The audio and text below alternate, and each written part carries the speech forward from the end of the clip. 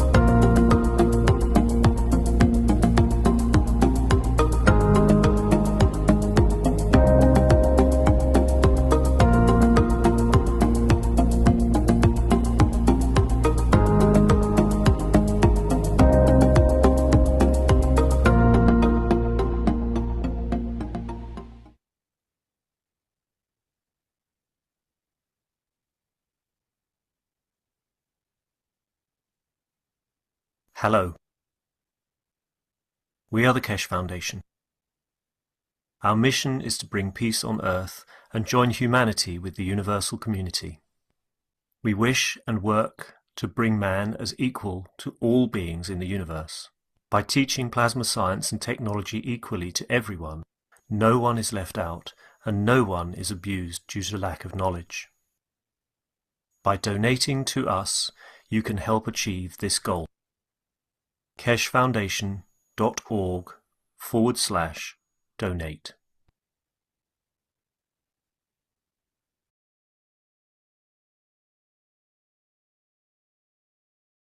And welcome each and all to the Keshe American Knowledge Team for September 14th, 2025. I'm your host, Mark Anderson, along with Alex Gork, and along with each and every one of the participants. As we all have microphones, we're encouraged to contribute and to ask questions. Well, there was a lot discussed about greed, and perhaps this will help us to get to that permanent, peaceful position. And I think probably most of us would like to see greed eliminated in a way. And as we understand from the last workshop, greed will be, could be the cause of our demise as we go into this other dimension and interact.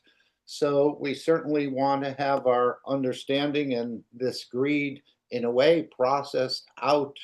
And I think we'll be more peaceful and have a lower blood pressure if we're not so greedy. And apparently greed covers a lot of different areas, and what I may be greedy with is not exactly what you're greedy with, but apparently the knowledge seekers are no different than the rest of humanity in this case of greed. And again, another interesting statement Mr. Keshe made, that mankind is the only creature that sort of has this greed within it, but apparently we can transfer it to the others, and this is what needs to be, in a way, curbed, curtailed, and tested out of the mankind as a whole. So we're very fortunate that what we're doing in these workshops and in these transmutation sessions are helping the Keshe Foundation to achieve that goal, because they'll be bringing it into a larger area of work, meaning the entire planet.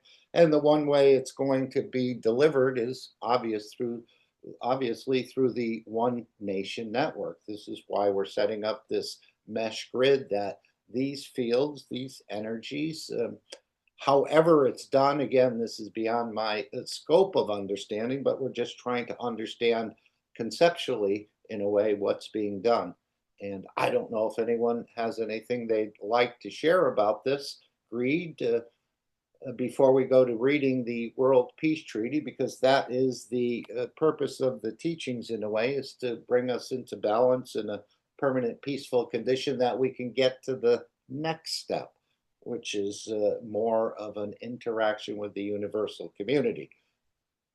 Again, in this energy sort of dimension, although there will be crafts, as I understand it, they will be matter state, but apparently the greed needs to be processed out, whether you're traveling in the dimension of energy or in the dimension of the matter state, which Mr. Keshe talked about for a number of years before he started talking about the soul and the energy side of the understanding. And apparently there's much, much more to teach. Would anyone like to share anything? Again, this is about yourself, as he indicated, not so much about anyone else. And this is the idea of these teachings, I think, for you to move back and move back closer to the mother, or closer to the creator, as we call it. Again, the creator actually being you. The creator becomes the created, and the created become the creator.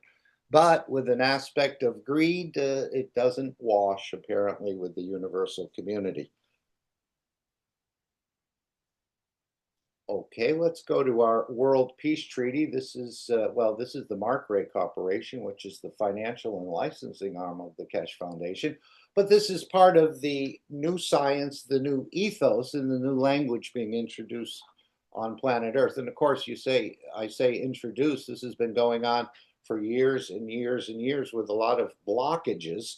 As Mr. Keshe went to the world leaders 25 years ago or so, and said, I can show the people on this planet how to feed themselves and how to generate their own power for a very inexpensive, in a very inexpensive way. And of course, the world leaders didn't want mankind to have this technology. And of course, Mr. Keshe was rebuffed at the time.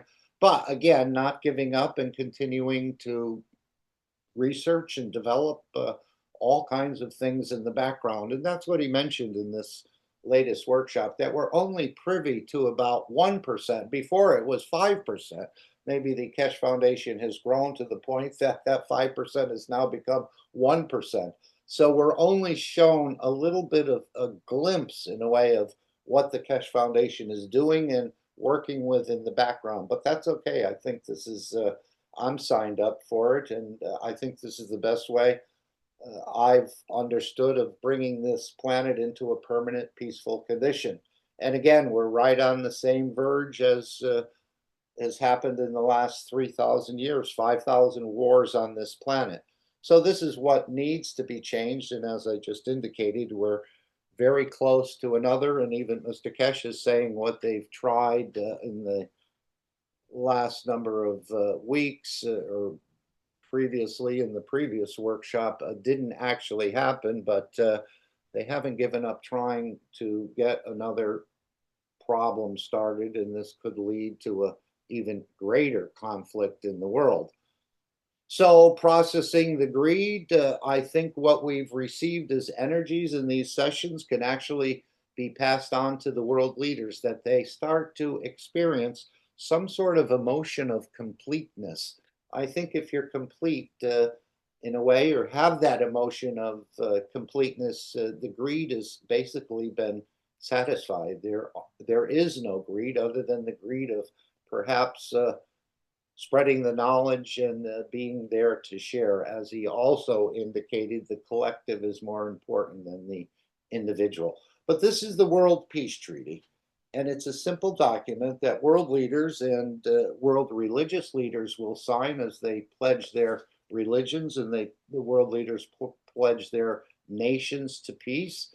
Again, it doesn't need to be signed with a pen. That's a dimension of physicality, but it can be signed in a way with the pen of your soul. And as we understand, once you go into space, you'll never see anything written but the balance of the fields of the soul of the existence. So, would anyone like to read the World Peace Treaty? Could we have a different voice?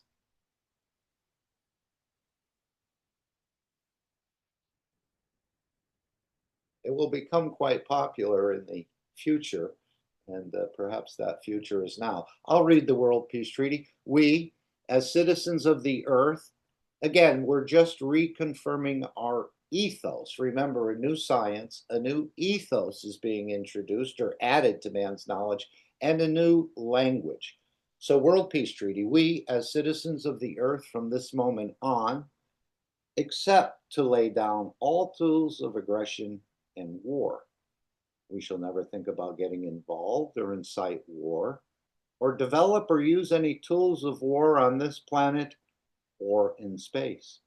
And to this we all agree and swear with our, and you can delete as appropriate, with our nation, with our territory, our council, our religion, our city, our town, our body, or as a soul. Simply put your name, signature, again, on behalf of the nation, the territory, the council, the religion, the city, the town, or as an individual. Have it witnessed, and I think this is, you're actually, I believe, creating a reactor here of a small or a weak but a very powerful influence. After signing this treaty, be proud to display this certificate wherever you consider being important to you, that everyone can see and know your ethos to fellow men and the mankind and other created beauties of the Creator. So, by displaying it, I would imagine, if it's appropriate where you are, I'm sure in certain workplaces or other places you may not be able to, but it certainly gives others the strength to think that if this person can think this way or wish this way, then I can perhaps do the same.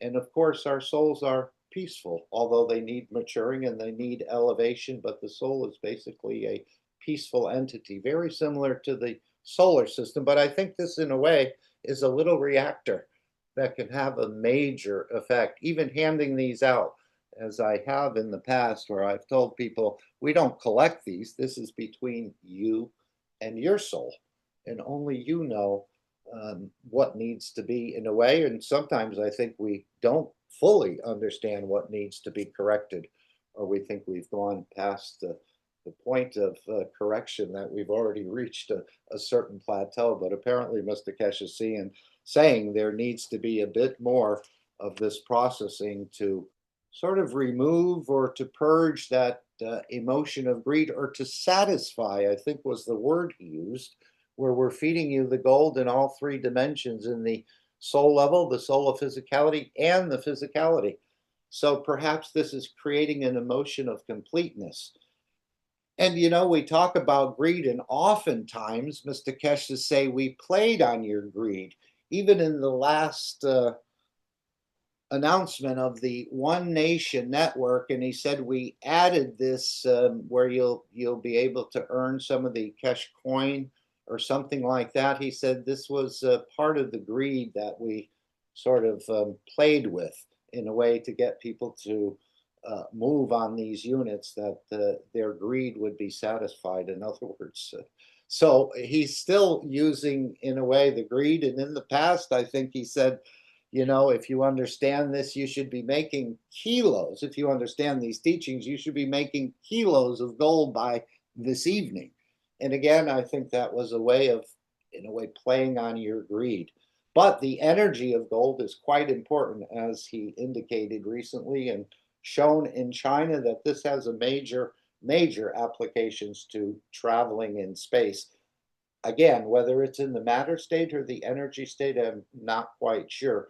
But we're going to cover greed today and a little bit more of a few questions. As Mr. Keshe said, the idea of the way the nervous system works about sending the magnetical and gravitational on the same line is apparently a breakthrough in the process of creation, which again, he said, will not be shared with humanity at this point because we're not ready for it, apparently. But this is another huge breakthrough, not only identifying and showing the soul and how it can be changed in the graphs, but now communicating on one line of communication rather than having a separate magnetical and gravitational. And this is where he compared the blood vessels to the neural system in a way, that the neural travels on one line where the blood has a sort of a two-tiered structure.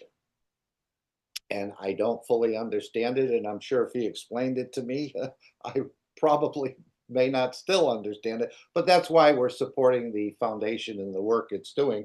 And what I was going to point out again is the Keshe Foundation store.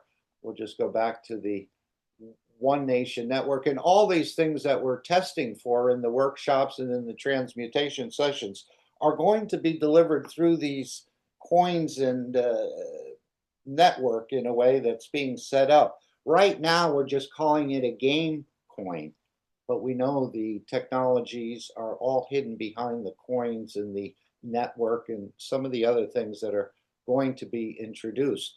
So greed will also be processed out of the man, I think, through this network. And that's probably a good emotion to eliminate or to satisfy in this whole process. If people are less greedy, they'll be more probably outgoing to serve the others, I was thinking. Anyone have any thoughts on greed or anything they'd like to share regarding greed? We always say how greedy the world leaders are, but apparently the knowledge seekers are no different than humanity, where this greed has to be balanced out. Anyone? I have one thing to say. Okay, Sorry. Sue, go ahead. Yeah, so you know, if you want some, I can give you some. What, greed? No, Yes. I have enough on my own to deal with. So, you know, talking about giving, this is one thing, you know, there's plenty available, I think.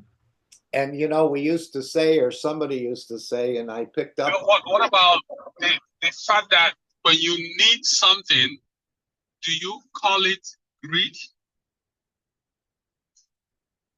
When you need something, is it an aspect of greed? No, we just say we need it. Even if we don't need it. I want this. So I'm trying to find out what's the limitation. Because if greed is something that we need to get rid of, but when you need something, if I need to get something, I need something, so I wouldn't call that greed, because that's just a need I'm trying to satisfy at that moment. Okay, again, So, this is all about you and the way you look at it. And I don't have the right, in a way, I can explain my point, but I don't really have the right, as he keeps indicating. It's all about you. You don't have the right or to change a half-life of another. So if that's the way you see it, perfect. Yeah, it wasn't clear much from Mr. Keshe, because when he used the fact that he needs to get the knowledge out. He needs funds in the foundation. So in a sense, when you need something, it's not great. at what point does the need becomes a greed or some kind of greed is another question. You know, he said even living life is greed. Something about that. We'll cover that after his announcements. I think that was the first question that was raised. The way I think about greed and want that you were talking about, Mark mentioned want. I want this. If you take these two words, it's a spectrum. You have want in one end of the spectrum, need is in the other end of the spectrum. It's pure need. What is pure need and what is pure want? The greed. So it's a scale of greed in a way. You can think of it that way. So the need is kind of like a sliding scale. Do I need to eat? Yeah, at this point I do, but do I really need to eat? No. And I think So the it's structure tries to tell us how much we need. They used to have, I don't know if they still do, these shopping networks on television or other places where people would sit on their couch and they'd bring up different products. And they were very good at selling you the idea that you needed this item, whether it was a ring or a perfume or something else. They had very polished presenters saying, and people sometimes would just buy things and never even open the packages and have a whole room full of things because they were convinced they needed it. And I guess that still goes on today. I'm not sure. yeah. So this is something that what do I need? It's a very. It's actually a tricky question, really. What is need and what is want? Uh, So there's the question somebody put up on the chat. It says, when you need something, does it count as a desire? Now, and if it's desire, does it also count as greed? So want, need, and desire, they're all synonymous. But which one is has some type of the energy connotation to it? I would think need. Ultimately, it's really it is attached to one's goal, or let's say intention. I would like to achieve something, and for that I need X, Y, and Z. But sometimes we are just focused on, I need, a watch. I need, no, one watch wouldn't do. I need three. Yes, I'm a collector. No, that kind of thing. So it's, of course, the objective and, or the intention or goal, whatever, however you want to define it. Ultimately, it's the purpose and a hand that serves what supports that purpose, let's say. But if for the sake of, let's say, I want a car, and yes, let's say somebody's goal is to carry a lot of things. In order to carry a lot of things, you need a car that can carry a lot of things, a pickup. But somebody likes the fun of driving. Is that a need or is that a want? See, this is the thing. Once one's goal is well defined, then the rest of it is subsidiary, kind of, in a way. So it's, as I said, want and need is a sliding scale. Let's say need is the ultimate pure requirement, and then there is unselfish, let's call it, and want is like, I just want this for the sake of it, like wanting to have this watch. Well, that's the question there. So if the universe is all about creation, and I look at that as some corporation, some type of selfless, because you are there to create. Now, if you desire something, you want something, it's not going towards creation. In the sense you want something, it becomes selfish. It's not helping, it's not serving for creation of things. Now, when you need something, do you need that to create? Do you need that to use it to serve? Or do you need it for your own selfishness? Right. So it's all to that greed, that concept about greed, it's murky, because you have to have some type of need at some point, and that need that can lead you to grow, expand, and help or do something for people. So greed is not, it shouldn't be considered, need shouldn't be considered as towards greed. But when you want something, are you wanting something out of your own selfishness? I think that's true, because you want something. I'm not considering you. I want something. But when I need something, am I needing it out of my selfishness, or do I need it to grow, to create something, to expand? It's That was deep. the first question after the announcements. Being insatiable for life and even the desire for the creator, does that become greed? Mr. Keshe, yes, yes. So we'll explore a little bit more and we'll look at the charts. And apparently, it's not a good emotion to have in space, a great emotion at all. And this is part of the possession, he said. This gets into possession, of wanting to possess, even though you don't really need it. So, but again, it's all about yourself. And your greed or level of greed or what you consider greed may be different than mine. So he's saying, don't compare yourself to someone else. This teaching is all about you and the way you deal with it and the way you understand it. But we'll get into that in a moment. Anyone else want to share something on this greed? Yeah, I would like to do that, please. Oh, please.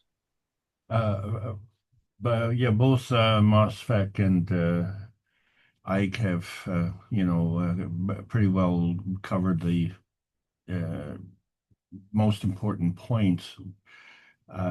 One way to look at things, and a lot of people want to save money, and to do that, they put the money in the bank. When you consider that the bank actually prints the money and then lets you have it temporarily, it doesn't really jive where you put the money back into the bank, and so the money is really idle, and the money of itself is kind of worthless. It's just something that is fabricated as a concept to facilitate economic transfers. Some sort of medium of exchange or a lubricant, let's say. There you go. Yes. So putting it back into the bank is like really you don't know the value of the money. And so the money has to have a purpose, as Mosfak said. And um, if we're doing it on behalf of, then it's not greed. If we're doing it for self-aggrandizement, then that is greed. We have to be self-serving. No one else is really going to be self-serving for our purposes. And nobody knows the self-serving requirements that we have. And this has been one of the toughest things for me to learn because, it's always I'm online to be able to share things. But how can you share things when you can't even meet basic needs?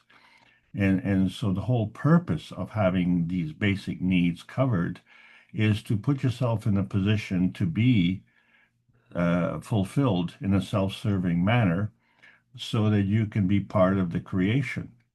You cannot uh, devote extra energies when you're deficient. And this is the, shall we say, the dilemma that humanity is in. If we are running at 20% deficiency in terms of our self-serving needs, in terms of energy provision for our vitality, then we're at a disadvantage. And the question then comes is, why are we at this disadvantage? And then why do we accept that? And so, as I commented before, the third richest man in France passed away with $14 billion in the bank. And I'm thinking uh, that's pure greed, because that's money doing absolutely nothing. And it's not helping humanity. And it certainly didn't help him, because in that context, if you're seeking power and immortality through the gathering of money, well, you're a failure. However, he did succeed in handing it down through inheritance, and that's also fine. But what are the benefits of that? Those who have inherited and have are actually invisible, and so we're not seeing the contributions. Many of these people who have this financial capability could, with the flick of a finger, bring the entire process that the knowledge seekers or the foundation and everybody is working towards, could really, really move that ahead. But they would choose to put the money into the bank under the false notion of security. So that is a self-serving need to fulfill their notion of security. And then when you realize that you're working for an organization that is paying you above average money, and that in case you lose your job, you will never be able to retain that financial status, then you're living under false pretenses. If you are putting money into the bank, and the bank, for whatever reason, decides to terminate your account, well, that sense of security has evaporated. So the whole notion of self-serving has to come into question. So yes, we need self-serving refuge, but we have to be a little bit wiser in picking what we consider as refuge. And so if we understand this concept, that we cannot live in a society that is chaotic and expect to live peacefully. Our neighbors impact our environment. So it behooves our neighbors to also be peaceful and prosperous. So if we want peace and prosperity, we need to make sure that our neighbors are also capable. In order for us to be able to enact that, then we have to have that self-serving need fulfilled to allow us to have that capability. So that's not greed, that's necessity. And the words are used loosely in our society, and they fail the meaning test. So we have to, shall we say, just simplify it. What is the purpose of what your need is? And if it's on behalf of, and then you can complete that sentence, then you become part of the creation, because the creation is always positive. Back to you, Mark. Thank you. Anyone else? I remember someone asked a question to Mr. Keshe workshops ago, and they said, when will we get rid of this monetary system? This is the monetary. He said, when we get the greed out of the man. So perhaps this is, in a way, an initial foray into that process of getting the greed out of the man and getting off this sort of floating financial system. As he said, with the BRICS, they're going to integrate this into the BRICS where everyone has a fixed exchange rate. And that was part of the problem in the past, where they used to have fixed exchange rates. And then apparently after one of the wars or a conference, they started to allow the currencies to float, which means you can speculate on them and you can bankrupt the others and steal their national currency, in other words. But he said, when we get the greed out of the man. So perhaps this is the opening part of dealing with this greed, that we can go to a new banking and monetary system in a way, which is set up. And but we're starting with this game and with this coins, but this is the network that's going to deliver it. So we're looking initially for 2,000 people to bring this into reality. For the rest, as he said, it's up to the knowledge seekers to deliver this and gift it back to humanity. So whatever way we can do this, this is the way this technology and the processing is going to happen, as I see it. He's not going to share the technology and tell you how to do this. This network is being set up, and it's our responsibility to, in a way, make it happen.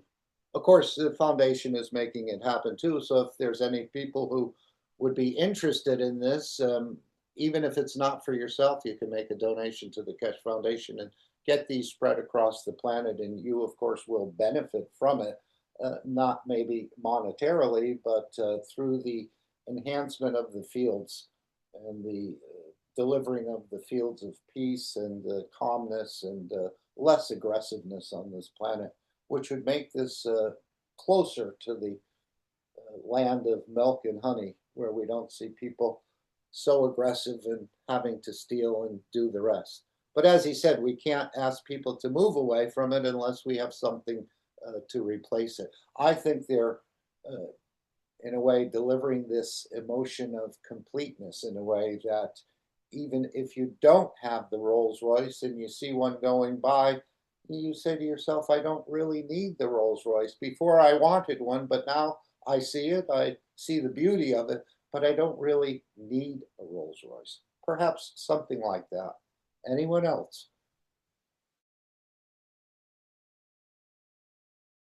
So some of the things we think we need, I think that will get satisfied where we don't need as much as we thought we needed in the past. I keep thinking of these Bedouins when they travel across the desert. Mr. Keshe said they have all these camels and they have to pack up every little thing they may need or anticipate what they may need. And they've gotten all these trucks or camels or whatever, all packed with every single thing they could think they may need on the trip, where we're trying to go with that understanding that the wealth is within us and not belonging to us. And again, this is hard because we're so much into that dimension of physicality that we think we need things that probably most of the things we have we really didn't need. As he indicated, we like to collect things without even a need for them. It's just this idea of possessing apparently it comes with the package. And that's part of the energies that this planet didn't supply. And this is what they are supplying. And this is the network that will supply it in a way. And of course, there's a coin involved. As he said, this is a game coin. So one of the thing I think is this, the camel thing that you just mentioned. So if you, let's say, I'm at the edge of the desert and I want to walk through the desert. And if I have all my energy requirement, if I know that I can handle all my energy requirement, food, let's say protection from sun or whatever else there is, and then you are self-sufficient, or I mean, however, and there is a process in which all these energy exchanges are done. Then you can go to the desert without anything because you know everything can be done. And so the idea that we are lacking something before we set out to do whatever, we accumulate things.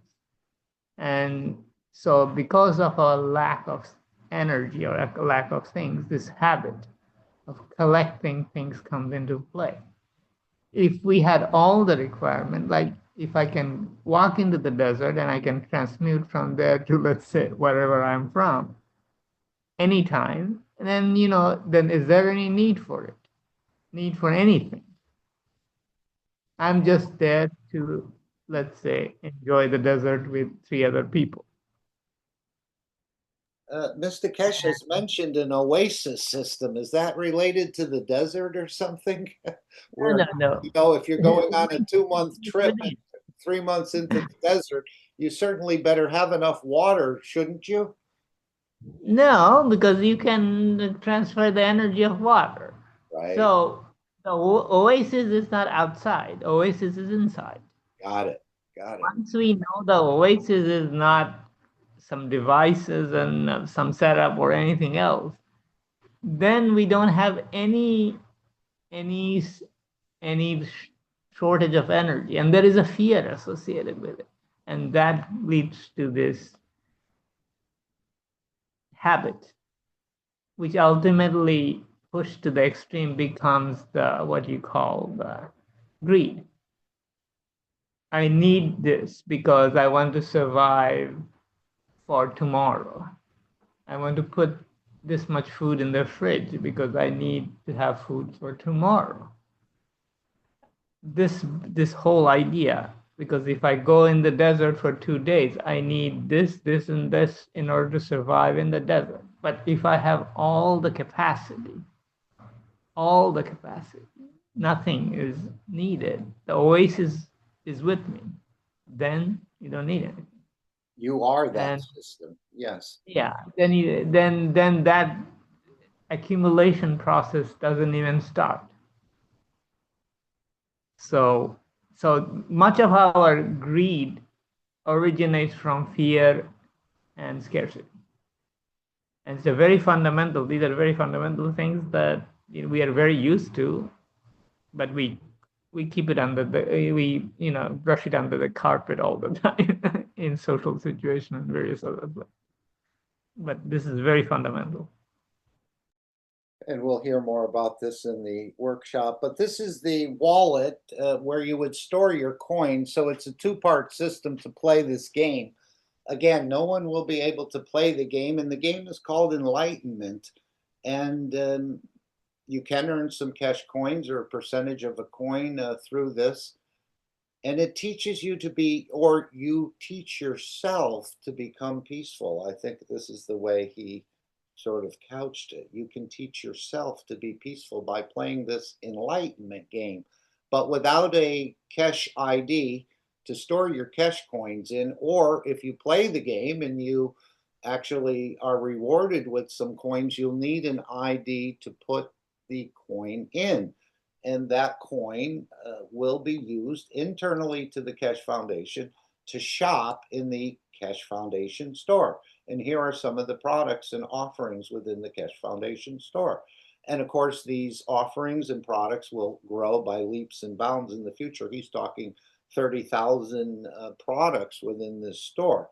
So it's a gaming coin initially. Down the road, as the banking system is accepting of this coin, and again, he said this is the only coin backed by gold, and they can make the physical gold, but it's really the gold of the universe I think he's referring to. So this is the way it's set up for this technology to be delivered planet-wide. Now, I don't know if he's done it the same way in other civilizations being in a way brought into the dimension of the universal community. If he did it that way, it all depends. But he said here we, in a way, had to wait for certain technologies to get to a certain point that we could deliver this in a massive way to each and every person on this planet. And this is the way it's going to be done. It's not going to be each one teach one. It's going to be done through the fields. This is the new enlightenment and the new understanding of the teaching.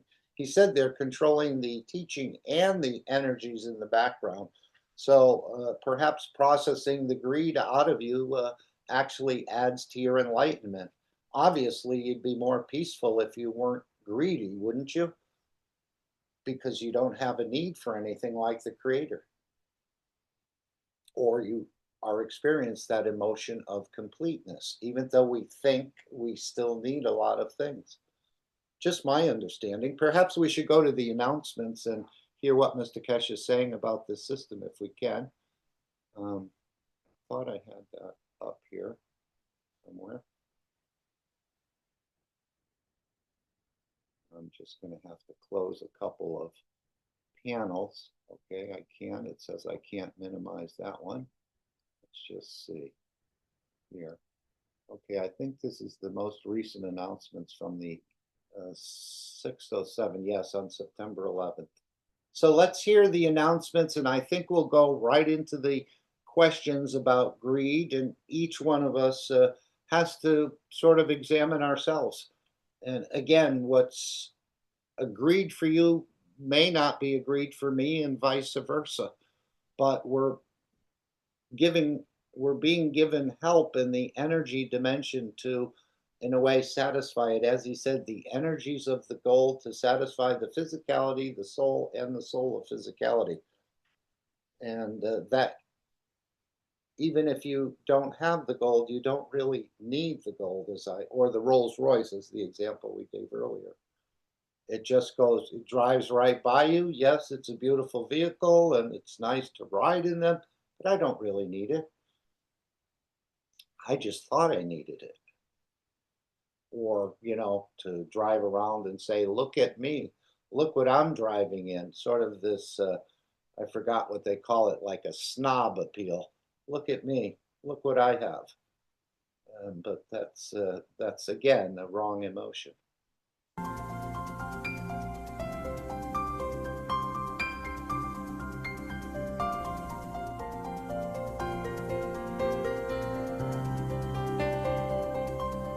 Of course, feel free to stop it and have a discussion. I hope you had a good and you'll have an interesting experience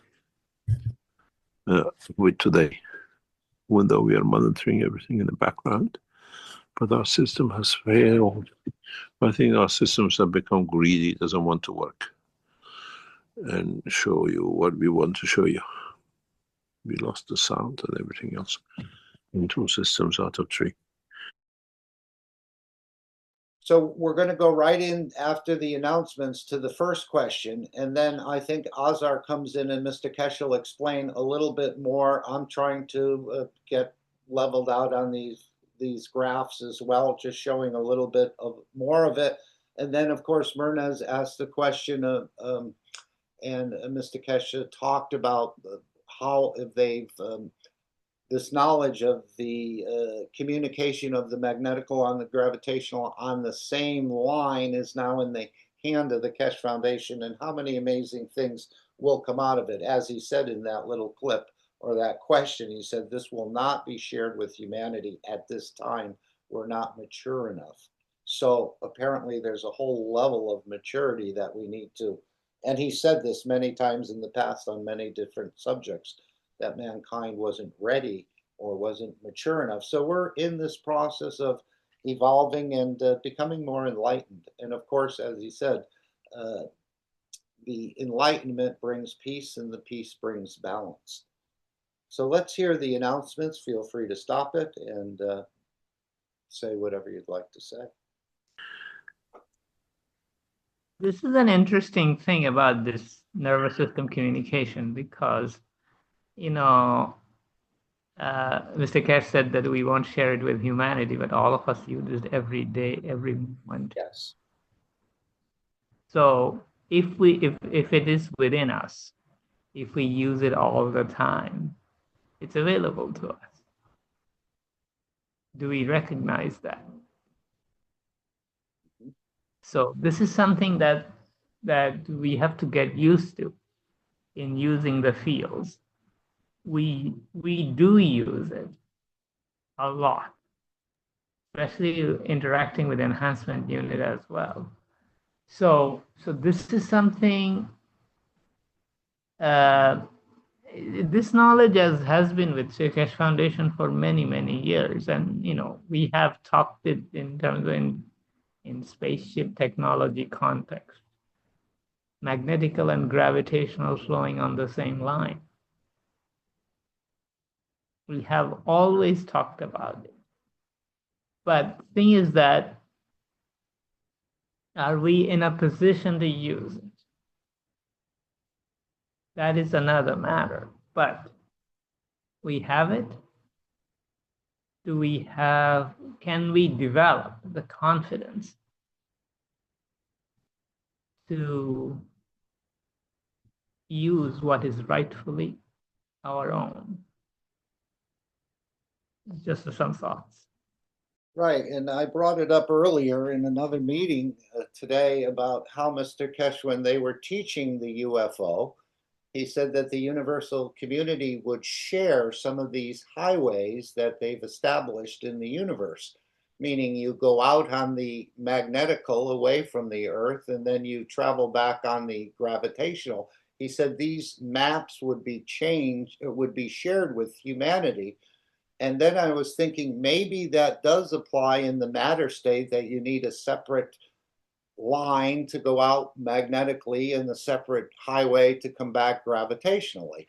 But in the energy dimension, maybe this is operating a little bit differently. And apparently they've cracked this understanding within the Keshe Foundation, or the team has understood how, like the neural system, it can be both gravitational and magnetical on the same line. But perhaps if you travel in matter state, you will use two different, let's say, highways, one to go out and one to come back. So I think that applies more to a matter state, perhaps, than this energy that they're speaking about. I guess the creator uses a single line as well. There is evidence of it. We have actually encountered these things. Even although our science kind of like, does this, brushing under the carpet thing, this is the thing about current and eddy current.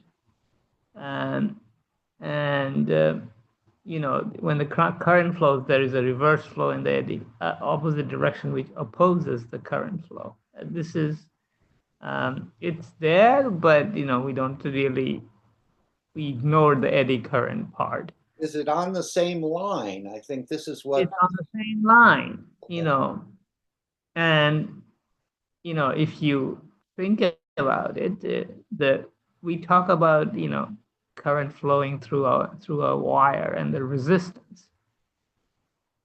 What is resistance? Resistance is the opposing flow to the flow that's happening, right? That's the gravitational part. It's because of the fields that are generated by whatever structure there is. But resistance is actually a force that is opposing the flow of the current. When we go to, let's say, the nanomaterial, we have a superconductor condition. What is a superconductor condition? This opposing flow is no longer coming. So we can conduct at the highest possible speed. So it's a one-way street that's actually a two-way street. Yeah, so you're creating energy flow which is above the fields of the opposing flow.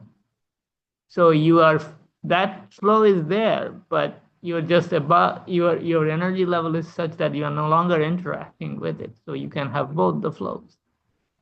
See, this is in our plasma science. We use this nanomaterial in a whole lot of things. but we have to, the technology is there, really. We have actually physically used it, but it's at the energy level, of course. But is that opposing flow? Yes, on the same line, copper wire, right? Mm. So I'm just giving you evidence that we already know all these things, played with it, did stuff with it, and then forgot about it or Most of something. us are blind to it, like understanding the Yeah, eddy currents and the rest. We're we really have blind we to have this. a lot more than we think. So we are actually much we have much more. We are much more enlightened, or we have much more capacity or capability and understanding than we even acknowledge in a way. This is I just wanted to point out that this is something that's not new, not something that we haven't encountered. We have, and I just gave you the evidence of it.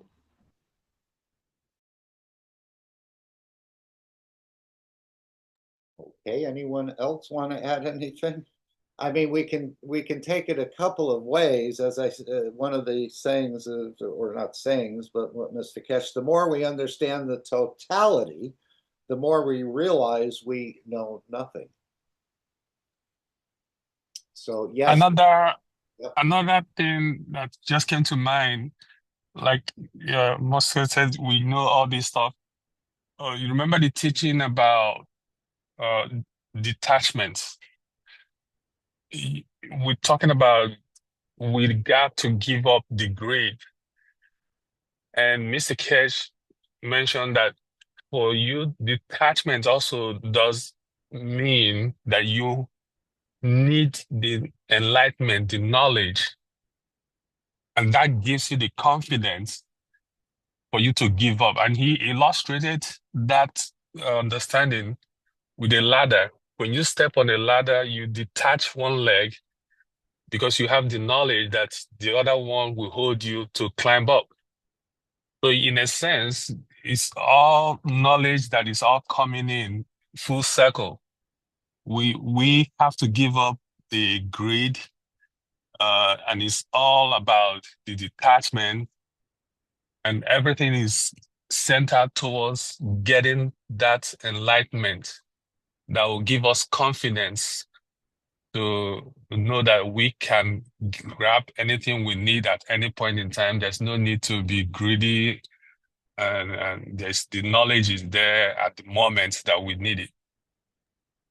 That's interesting. And of course, that greed makes us aggressive, I think, as well. That we have such a need to want to have something, we may even steal it from the others. But this is the part that's being processed, I think, this greed, which will make us, in a way, peaceful and detached, closer to the Creator. Let's continue, otherwise we won't get to Alex's part. As we have announced before, we're so busy with the work of the units for universal systems for communication and cosmic ray systems that we can break through what we're working with and what we're working for. And it'll be interesting to see how, as we gradually start developing these systems, we will carry on in understanding more and more about how you knowledge seekers have become, in a way, qualified to be. You're holding very well. We're just seeing the last graphs coming in. You allow, how you let go of the physicality, which means we're satisfying your greed. And what is interesting is you need to understand the process of the teaching of today. And what we are, in a way, bringing to be as part of the structure of holding on, satisfying, without, in a way, making man to kill for. We are satisfying the soul of physicality and the soul of emotion with the process of today. and how you as knowledge seekers are holding into position. It'll be interesting to see how the things will go and how we'll see things. And now we add the energy in the next step of gold to all levels of physicality, the soul of physicality and the soul of the man, and see how you respond. What you take and how the dimension of the man will change, where we satisfy the richness of the planet with all dimensions of the physicality of the man, soul of the man, the soul of physicality of the man. In a way, common emotion. And when we do this, this is a new time. The whole purpose of the game of today is to create a new time. This is why in the past we taught times. Because the new time is that we satisfy all needs of the man, not in the dimension of physical, but in the dimension of soul and soul of physicality of the same strength. That when it's satisfied, would man still consider gold as? Or man become the gold of the universe in understanding of the totality? This game to play. Next few minutes, it will be feeding you in all three levels, not only the universal energy, not only connection dimension of the what we call energy, but now we give you the physical energy of the gold, universal fields. And just for everyone that may listen in the future, there are certain fields or energies embedded within the recent workshops, as Mr. Keshe has said, just by listening, even if you don't understand the language, you're being balanced or processed in a way. Subtly, I think, but as he said, they're building from one test to another. As he sees what happened in that test, they're redesigning. So this is a continuing but a gradual process in changing or processing this greed out of the man. I have a question for Alex or Mosfek, anybody else that can help out today.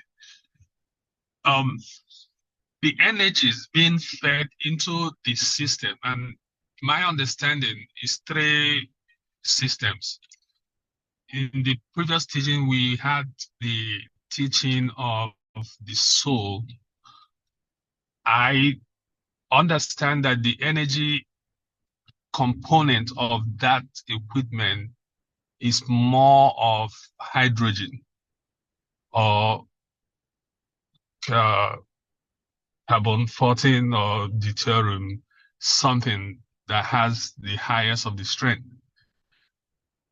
Now, he demonstrated that with the field when he had the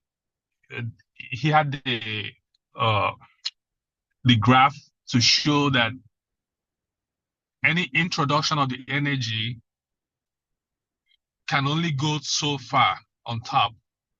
It doesn't exceed that limit. And instead, it gathers up to where it has concentration of that energy, and that becomes the soul.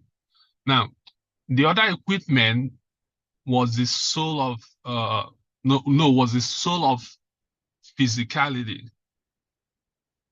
But he started off by introducing that at the bottom, as demonstrated on the graph. Now, the question I have is, what is the makeup of that equipment? I could see the one on the soul for hydrogen. Now, what about the one for the soul, for the physicality?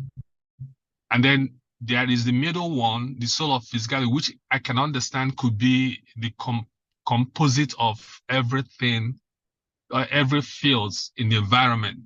It could be the equipment, it could be a little bit of the soul, a little bit of our physicality by way plugging in the Zoom. So what is the makeup of that? Any idea to that?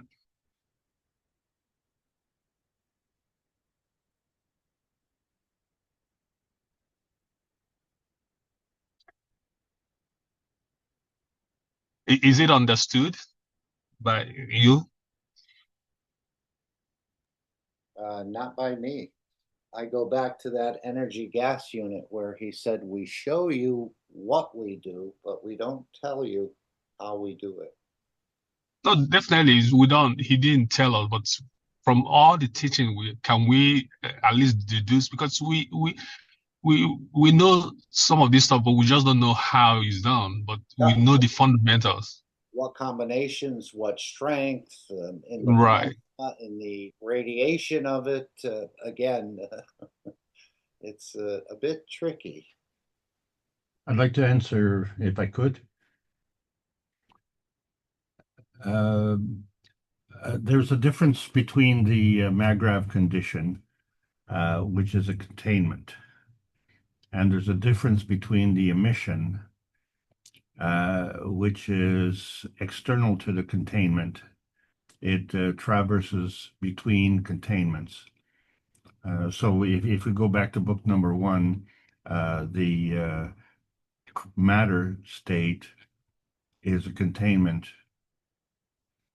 Book number 2, the structure of the light, is the way the emission goes from one containment to another containment. Each of these components is a MAGRAV, and each of these components has a position. When that position changes, there is an equal and opposite force of containment. It's a two-way street.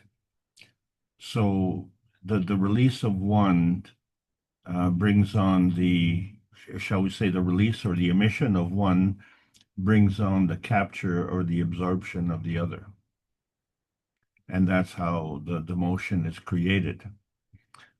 The containment has to have a mass,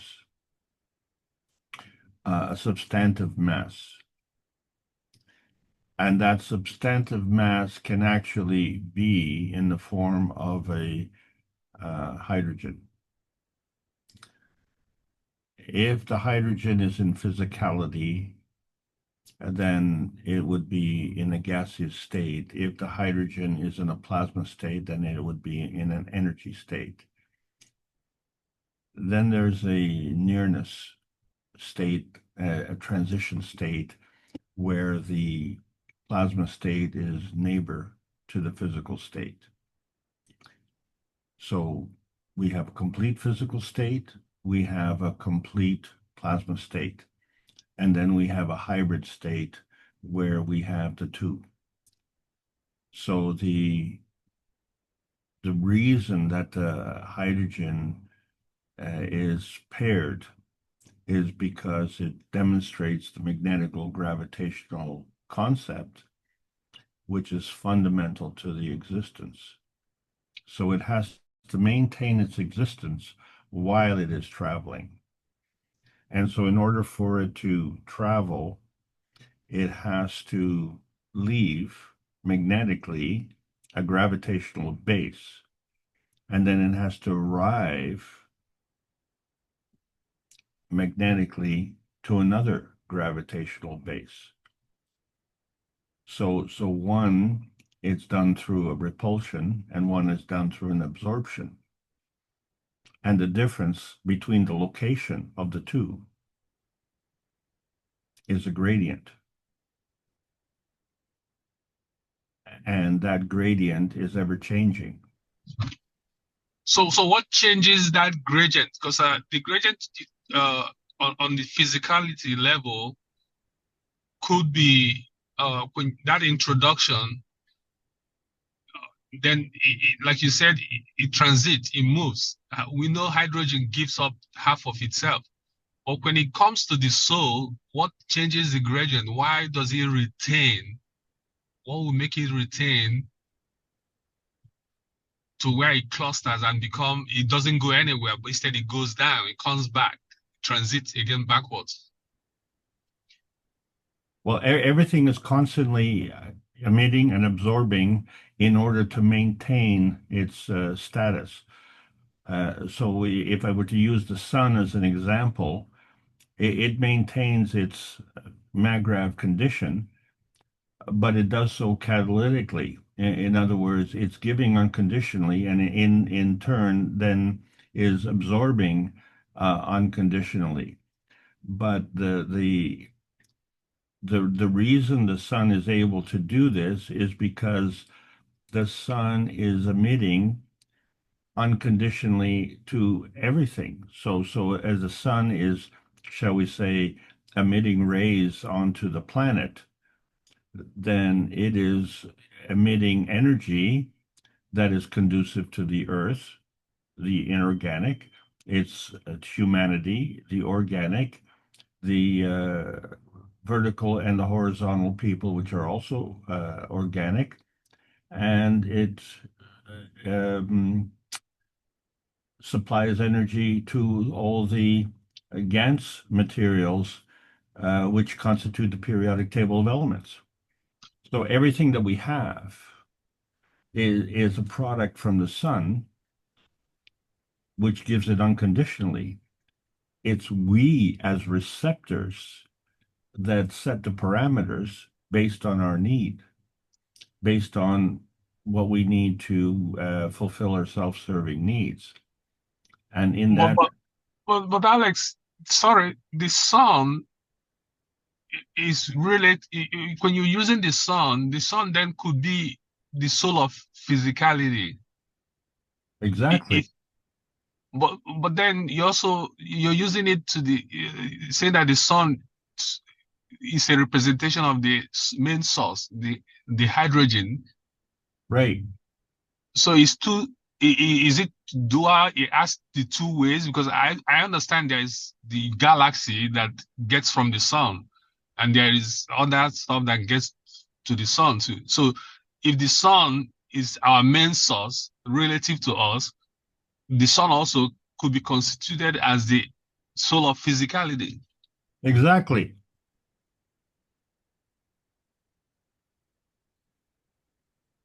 It's all deep. I just curious to understand why how the equipment could be represented on the graph, and if those knowledge that we have of hydrogen giving up itself, so how does it represent on this physical level, solar physicality? Because hydrogen is on the three of them.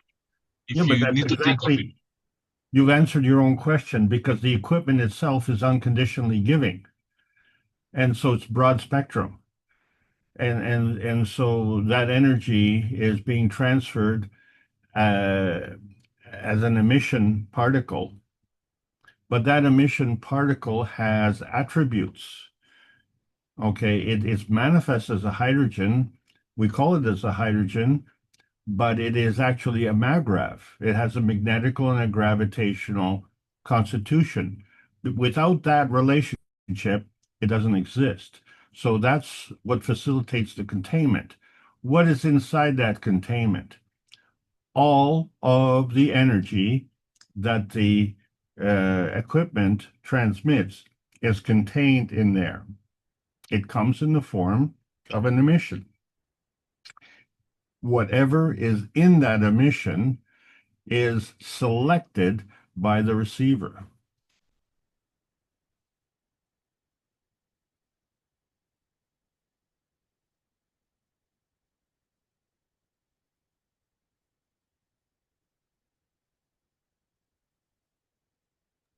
Okay, let's go back to the announcements if there's no further discussion, or does anyone want to add? Thank you, Alex. Thank you. These are these are really deep questions. It's great. Yes, thank you, Ike. Just one little question, and that's why when Alex is presenting, hopefully, I mean, you can do it now. If you have a question and don't want to open your mic, feel free to put it in the chat and we'll try to address it. But when Alex is presenting, hopefully we can add a few questions just to make it a little easier for him. Not easier, but have questions ready when he concludes. Let's see how you lot play. As we said, we are in the process of developing technologies. When you receive these units in the coming 4 or 5 or 6 weeks, many of you not only will receive a unit to be part of the universal work to bring everything to create the one planet, one nation, but you will receive energies of the same way through the same system. You have in this system connection with the physical dimension of the man and a connection with the energy dimension of the man. These are the dual systems. It's set up that way. And it's the first time ever we convert what we call universal energies, cosmic ray energies, into a digital form that become in the analog digital communication and energy fields. In a way, you receive energy while they're in there. If you have 2 of them in the house, you cover the whole of the house, the environment with it. What I need, what I get, what I give. In a way, the process of communication through universal line of energies will start. With it, we cover the planet, and not just a few of those who just bought the system, but you, as you link, you create what the planet has shortfallen for man for millions of years.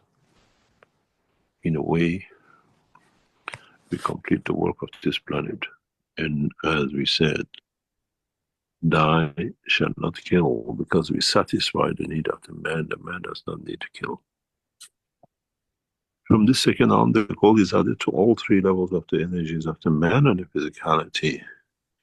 And the time is 16, 14, 18, 100 times more than what you ever experienced before. It's not multiple of time, it's the order of magnitude of the strength of the field. It's how you interact and how you understand your own level of understanding, and how you build up to, and how you take from, and how you change the pattern of your life's understanding of the whole process of creation. This is why the units, the teaching of the time, the structure of the soul, the whole understanding of the soul, understanding of the teaching, all comes together. We have developed a technology that can change the dimension of analog to digital and digital universal energy systems. The process of creation. One day I will teach this, one day I'll bring this on the table that it can be done. That day will be when the nations write the World Peace Treaty, where we bring man to understanding the position of the peace on the back of the technology and science. We have started this process, and as we work on it gradually, we will see a huge resistance from Western world, what we call the European Americans, for this technology to be spread in such a way amongst the rest of the world. And then we'll see. We work through BRICS and through Shanghai Cooperation as part of the structure, One Belt One Road, to spread this part of the technology rapidly. And then we'll work in the dimension of understanding the totality that the wealth belongs to humanity and not to individuals. As I said, the system has started, and we'll come to it, we hear it, and you will see it when we work deeper to spread this technology through the systems across different nations, and then making everything free and available to every man.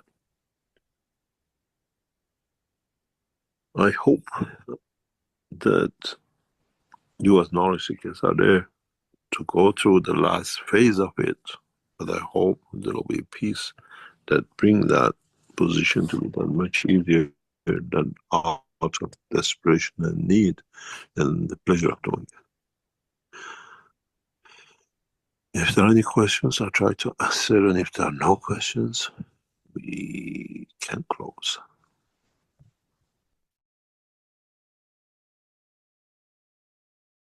Okay, so as he said, that was the first time they converted from analog to digital to energies of the universe. And I know he said this is one of the reasons we keep our mics open to get that return feedback in a way when we're in some of these systems. So again, this is the first time that the team working with Mr. Keshe has apparently understood the conversion analog to digital to energies of the universe. How that's done, I don't really have a big clue. But let's go to this other major announcement that Mr. Keshe made. Whoops, let me bring up the workshop again. Sorry. Here. And let's go to, I think it's 233. So we're going to go over here, and he's going to answer Myrna's question and then inform us of the major development. I think this is approximately the right spot, maybe okay, 233. Let's go here. We'll just start it a bit early. Up, down. Okay, then we have another hand up. I think it's Miranez. Go ahead. Yes, thank you, Rick. Thank you, Mr. Keshe. Hello, everybody. Hello, Mr. Keshe. Thank you for these fantastic teachings and everything you do. If I may, I have a question about last session. As far as you can answer, like in the last session of transmutation, you said you want to try a strange feeling of hatred and antipathy and things like that. Oh, no. It was all to understand the only emotion which man has and nobody else has. Okay. You mean after Friday? Yeah. And that was the emotion of greed. Oh. Only one knowledge seeker from Switzerland, she touched it. And so I understood something. I understood something like hatred, a strange feeling of hatred and something like that. Hatred exists in animals. We've seen it. Greed is the only one, and only one knowledge is from all the communications we received back from the people who were in session. Only one lady from Switzerland, she got it, and she just touched about it. No, I didn't try that. For whatever reason, I thought it was that. And no, that's why. That's why, from what we gathered in the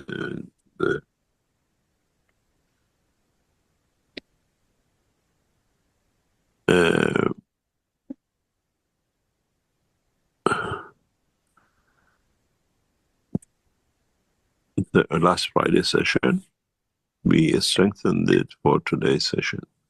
In a way, we changed it. We saw what needs to be done, and we worked on it very heavily to bring it back into balance. What it is, we have developed a new, what we call, physically producing the second part of the world of creation.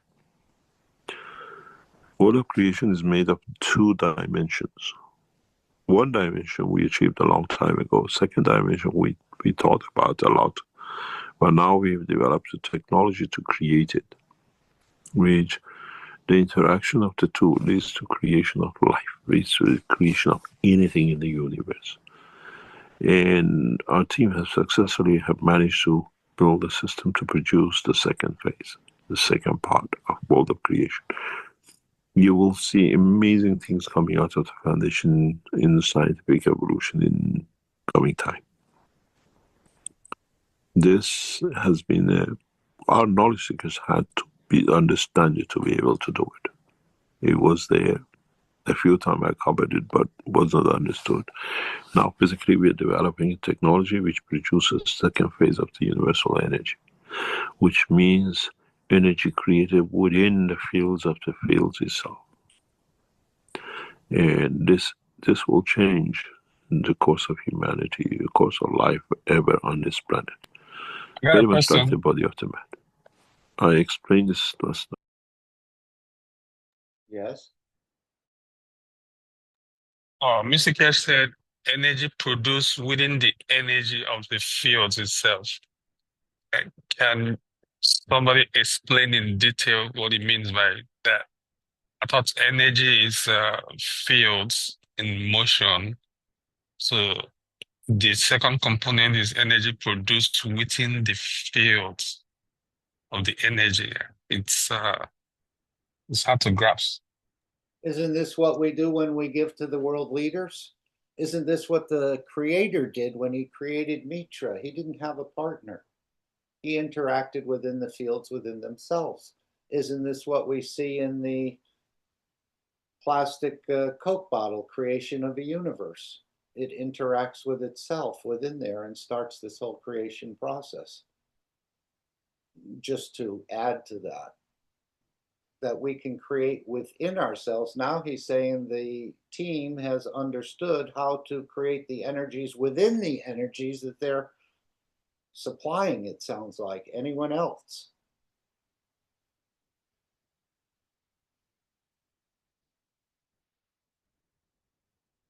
Ike? Oh, no, I don't understand it, but I think I'm trying to understand what he means by that. They were able to produce that. Okay. I gave you a couple of examples. No, I get the example, but how is the One way to think about it is that, within the energy, you create within a certain energy field, you create a gradient.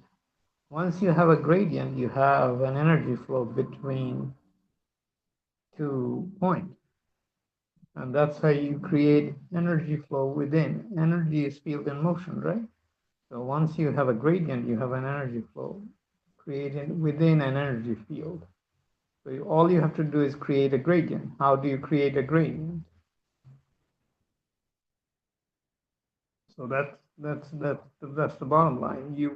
You have to kind of create a field differentiation, and there are several ways of doing it. There are many ways actually, for that matter. But once you create a gradient, there will be an energy flow. It's not. We do. I mean, as Mark pointed out, it can be done in any number of ways, and using nothing is using crystal. your gradient, Master, using your gradient example. If I use like breathing is within to get my gradient. No, breathing is not. In breathing, you are doing you're external to the system. You're interacting energy with the external system, like the environment, when you're breathing. But I'm using my lungs. Like, let's say you can do it with between soul of physicality and soul of man. The emotion creates different kind of gradients, and then you can create flow from one to the other depending on what kind of emotion you provoke. And where does emotion come from? You, as a creator, initiate it.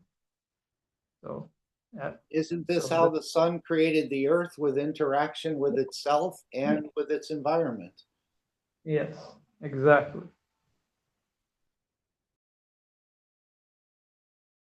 Anyone want to add to that? And I thought that the creation of Mitra, as Mr. Keshe said, the creator didn't have a partner. He did it within himself. Okay, we go back. I want to add something to Ike. I understand, Ike, that we have the motion itself and the motion with all the things. For example, the Earth rotates itself, and the Earth rotates around the sun. And I think it's always dynamic. So when you say like fields, the rotate itself, the fields inside of you, it's like the arteries and veins, it's dynamic inside of you. It's creating fields, magnetic and gravitational fields, but you are inside an environment that have fields too, and you are part of the Earth. And, you know, I think have much degrees in motion, but you itself, you have your emotion, you have your dynamic fields. I understand this way. And again, isn't that where the greed comes from? It's some sort of interaction that I need something, or I need to steal something, or I'm even willing to kill for it. I remember that I was reading a story where one of the family had thousands and thousands of acres, and one of the sons wanted the whole thing, so he killed the other son, or the brother, just so he could inherit the entire place. And then, of course, he got caught, and that didn't work out too good for him. But that whole greed was created within himself, wanting to possess the whole land instead of sharing it with the brother. Just what I wanted to add there. Anyone else? Okay, let's go back and finish this. That was explained to one of our dearest knowledge seekers. They're all scientific minded. If you look inside the body of the man, you look at the blood vessels, you have dark and what we call the light red blood cells, what we call the vein structure, where the fresh blood comes, and that over the what we call oxygen, the oxygenated system goes back to the heart and the rest. But if you look at the neurosystem is only one, where it should have been two, where you what you see with the blood system. But why does the nerve system has a one system and not two, like the way the blood system has? Two sets of arteries, one for going, one coming back. Two sets of nerves, one sending information, one information coming back. How come the nerve works on one line? Because the two different field strengths work on the same line. One is for sending and one for receiving. And this is the breakthrough in the world of science. When we don't have another nerve system to send a message if your finger got pinched, in the same nerve system, send the information to the nerves for what it needs for the body to live. Where does it come from? This is the knowledge which has never been shared with this world of science, has never got the knowledge of what this means. They have no comprehension of this science, this knowledge. So again, even the leading scientists on this planet have no clue about this, no understanding about this. And this is why I think he's bringing in more and more top scientists to start to understand. I'd like to add something. Which means... Go right ahead, please. Okay, so you cut your finger. So a signal goes out immediately to your immune system to repair that cut. And in that process, cells that were damaged have to be removed. There is a system in place to do that. Cells have to be regenerated to replace those cells. And then that process, once it's completed, has to stop. So imagine if you had to have two separate networks where one is the thing that turns on the cell production, and the other one is to turn off the cell production. Well, how would one side know what the other side is doing? Yeah, so think of it this way. You have a radio and you're listening to one station. The other station is still transmitting, but you can't hear it. So imagine now that you're on the station that is saying, please turn on the production because I have a wound. And the other station is saying, well, when that wound is healed, we're going to stop that production. But you're on the wrong channel. So what Mr. Keshe is referring to is the scientific explanation is now at hand. We have ignored this as being a deficiency in our understanding and our knowledge. So why do we only have that one network? Because there's a stopping and a starting. This is same is true with our hormones. The hormones are a sequence of energy packs, and each one stops and starts, and the next one stops and starts from there. So where we run into problems, let's say like with steroid supplements, is they jump the line. So in other words, you now have a supplementation lower down the line without any reference to the stopping and starting impulses that are coming along the line. And so you're basically sending a signal two ways. One, you're sending a signal up the line saying, oh, wait, stop. I have now overabundance at this level, so don't send any more. So you're basically coming into the production line, interfering in the middle of it. So if you don't want a clutter or a clash, you have to send a signal up the line, say, hey, please slow down the bringing of the creation, and then you're sending a signal down the line. We are now supplementing that what the line was delivering, and so we become conditioned to that. Now, imagine if, for instance, that you decide to remove that. Well, all of a sudden, the upper part of the line is waiting for the signal to say, hey, send me some more. But that signal is not coming because the intermediary has left.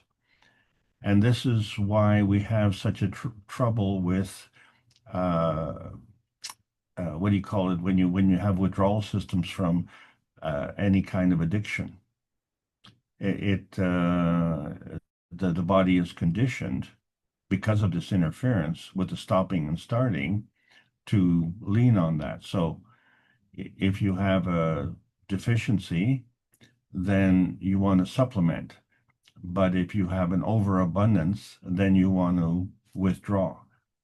You can only do that successfully if you have one line of command. Back to you, Mark. Anyone else?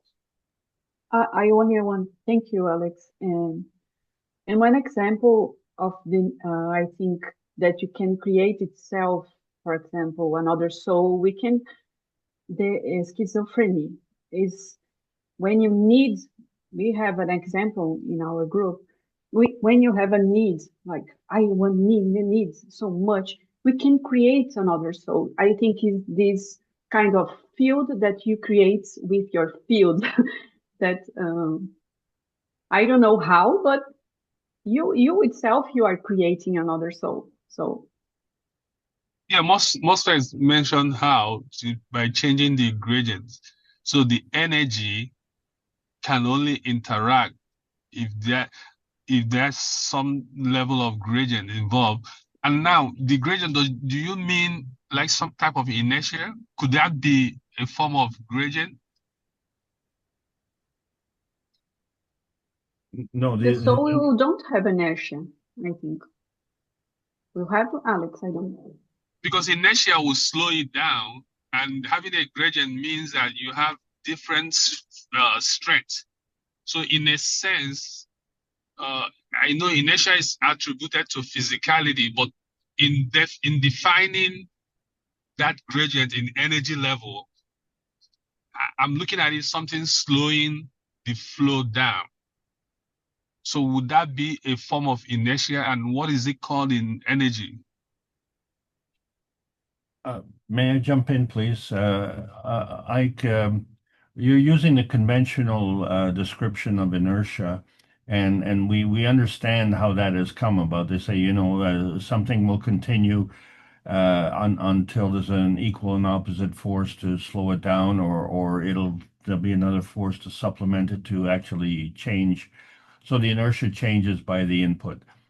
But in the plasma science, the inertia is the product of these gradients. So these gradients that MOSFET was referring to, the inertia is a product of the inertia fields. The inertia is a product of the gradient fields. So if you increase the input, then you will change the product. If you decrease the input, you will likewise change the product. And the thing is, in order to maintain the balance, that means you are increasing on one side, the magnetical, and decreasing on the gravitational in relative terms. And if you're going to slow it down, then the opposite, you will be increasing the gravitational and decreasing the magnetical. And so this is what Claudia was referring to, where you are actually creating that, and that comes from your intention. So that's a totally external input, and that intention is tied into the plasma fields. So it's the plasma fields that can manifest the physical fields, and this line of communication has to be singular, and that singularity has to have a balance, a dual balance. In other words, turning on and turning off simultaneously. And then the net product is the inertia product. Does that help? Yes, indeed. Understood quite well. They are related, but I was trying to explain it to my conventional knowledge. that's doing great. You're doing fabulous. Okay, thank you for adding clarity, Alex. Let's continue because I do want to cover the graph and Alzar's question. We live by the systems which we been told to accept and to believe. But the body doesn't want to do that. Ask yourself a simple question, as I said to you. How come the blood vessels have two sets? Neural system has one. We can send information for our finger to move, but if it gets pinched on the same nerve sends the information back, how come? The two systems, two different world of existence within this system, but it's at energy level, is not physical blood transferred energy. In a way, one works on 0, the other one works on 1. Up to now, as knowledge seekers, you've always been told 1. Now, the second has been done. This is the cause of creation of stars. This is the cause of creation of universes. This is the cause of creation of the planetary system. The energy is sent out, but when it comes back, it's a different structure, which leads to the creation of the Pluto, which then becomes the Saturns, and then become the Earth, and then it becomes the rest, and it goes back in. We have now access to that knowledge, to the knowledge of creation, to the knowledge of understanding the totality of the work, and being able to support it.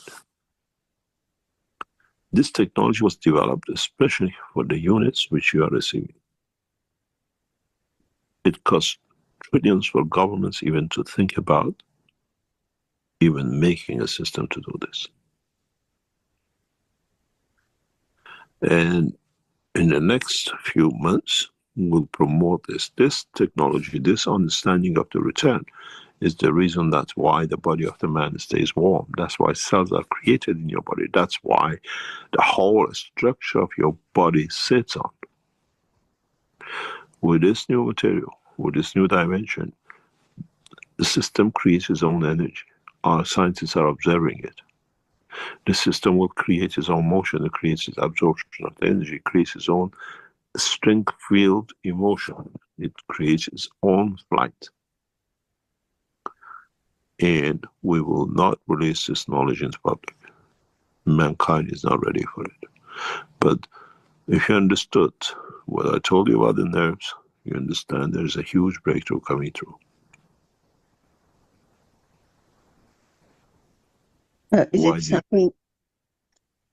Pardon? Is it something like yin and yang and magnetic gravity? No. Just it's a physical energy. Not like night and day also? Night and day is an interaction. This is the way the universe is created. Now we have access to it. And very soon it will be shared with two of the major governments according to contracts we have signed with them. It will come out of the nation of Iran.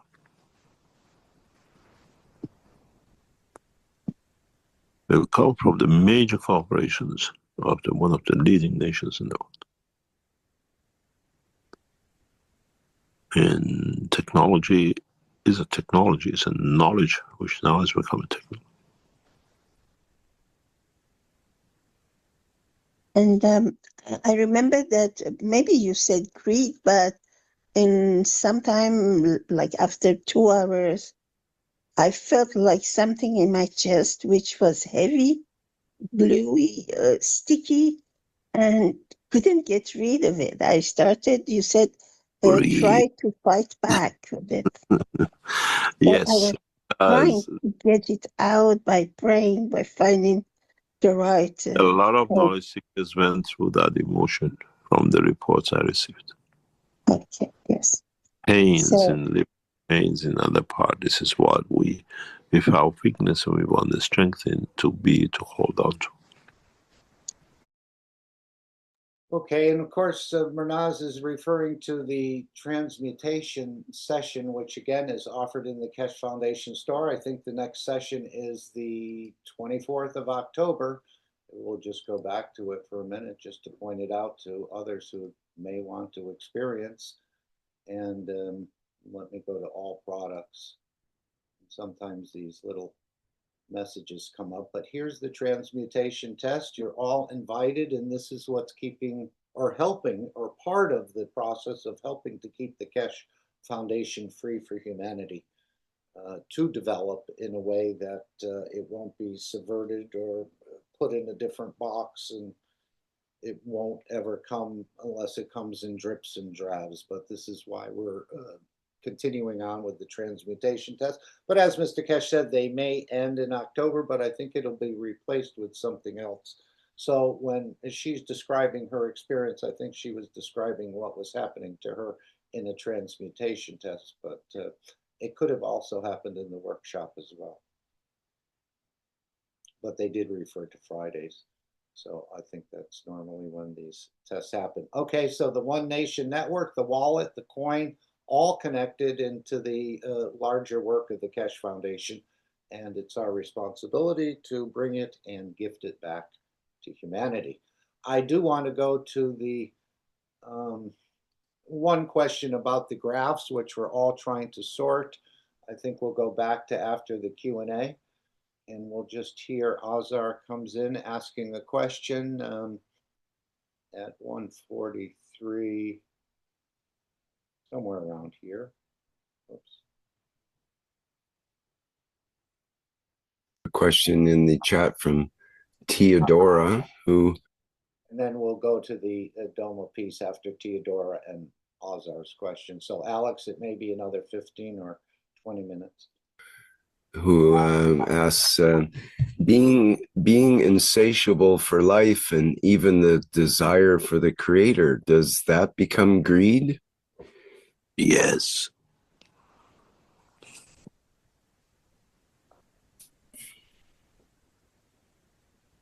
Yes.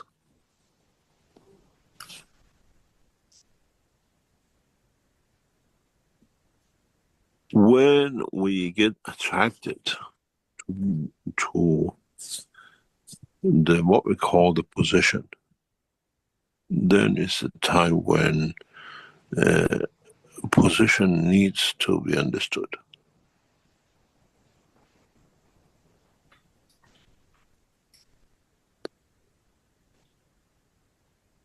I made man in the image of myself, which is I'm detached from everything else.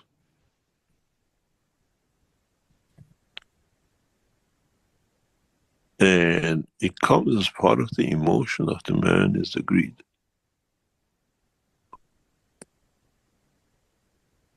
Does not mean that you have to live the most horrible life because you give everything to everything or whatever, but it means for you to enjoy life, but understand that collective awareness, collective life is more important than individuals. And this is where most of people make the mistake.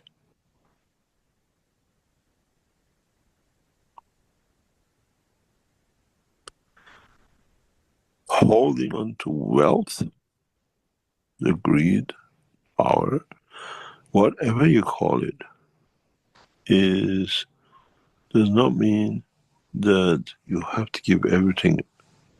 It means to be able to bring harmony within oneself, and that's all it is.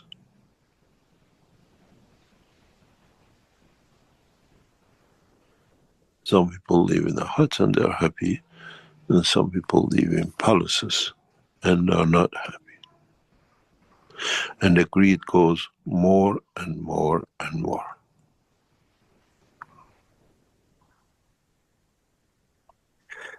If you haven't experienced the greed and what it does to other people, you'll find out very soon when you see one.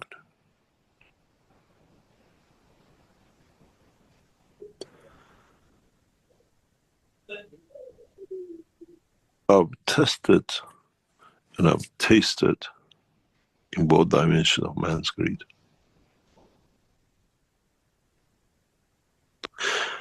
And how, many, many times, women are the biggest cause of man's greed and war as they try to satisfy their own greed to the man they are with. This doesn't happen to everyone, but I've seen this how many times women's greed has changed a man's life. And how they use the man to satisfy their own greed usually happens with uneducated people who are even educated, come from a poor family. And then they come into point of a man with power or wealth, and then they try to dominate as they become from mistresses to wives and wives to divorcees. And how the greed sits, and how through their own lack of understanding they play with their lives and other people's lives through greed. And how these things plays. And I've seen the same with men. Did I hear a voice there, Alex? Yes, please. This is reminding me of a point. I was at a meeting with a contractor that this gentleman was building fences, and you understand that there are gated communities, and they like to have a fence around their property. to demark the property, if you will, and try and keep strangers out. Also, it needs to have an aesthetic appeal. And so that was this contractor's specialty. And so he was using a customer's premise with the permission of the customer, of course. And he was inviting prospective clients to view the property. And as he was describing the details of his work, his prospective customer leaned over to him and said bluntly, "And my fence will be more expensive than this one, won't it?" So it didn't matter about the quality. It didn't matter what it looked like. It just mattered that it was more expensive so that she would have these bragging rights. That's the word I was going to say, bragging rights. And again, Back, for back this to you. snob appeal, my fence costs more than your fence. So we're better than you. Mr. Keshe brought that up when he lived next to a very rich man. I guess they were making, was it socks, he said, where the man had divorced his wife, married a very young woman, and that same sort of scenario happens. And he's not saying it's all women. He said many times when women come from a poorer strata and they marry up as they become the mistress and then the wives and so on, apparently this happens. And they try to use the man to fulfill their own greed in a way. Not really familiar with that, but let's continue. Anyone else? Men with nothing come to wealth, and the greed of holding and becoming becomes their demise. We see that in many, many world leaders of today. Come from nowhere, mainly working peasant background family, and getting to the seat of power with whatever shape or form, they hang on to it. And they create mayhem for the others because greed of power. The power doesn't come by wealth. Greed doesn't come by wealth. Greed comes out of man's emotion of being a man.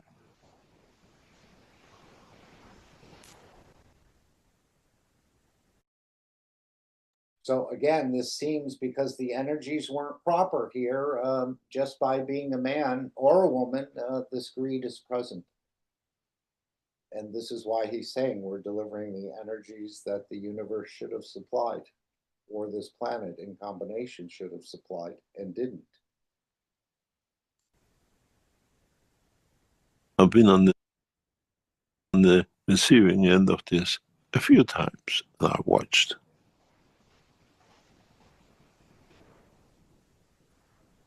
And I know exactly what greed does.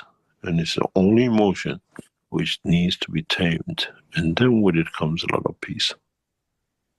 It's the cornerstone of wars. It's the cornerstone of destruction. It's the cornerstone of many, many conflicts. Greed.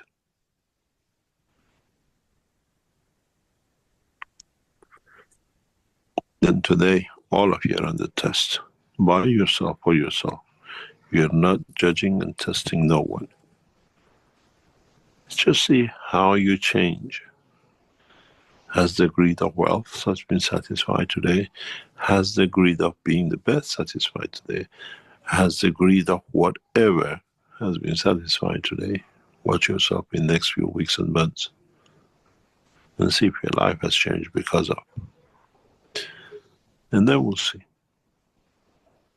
Then we try to understand. Then we try to go deeper in understanding of how to transmute the man, but satisfy the emotion of the greed due and to transmutation when we have the soul.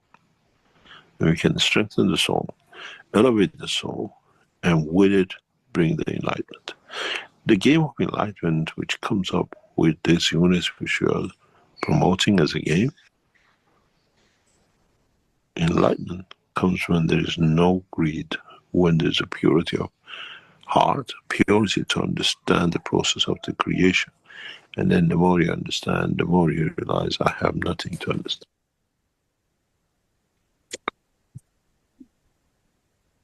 It means I have understood nothing, and I'm there pure at all times to learn and to develop and to share what I learned. This is what I told you from day one, what you then share, teach, unconditionally. Because you never know who comes out with the next one, next step, or elevation of the soul of the man and others in the universe. Any other question? I think we'll hear Azar's question. I'm going to move over this panel so we can actually see the graph. I think he'll start to show it here. And just to explain a little bit more about what's going on, but amazing about this greed. And as he said right here, I have understood nothing and I'm here pure at all time to learn and develop and to share what I learned. That's the directive, is to share what you think you understand about this knowledge.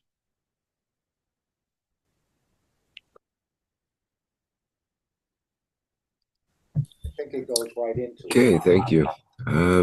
We can get to Azar now. Would you like to go ahead, please? Hi, Mr. Keshe.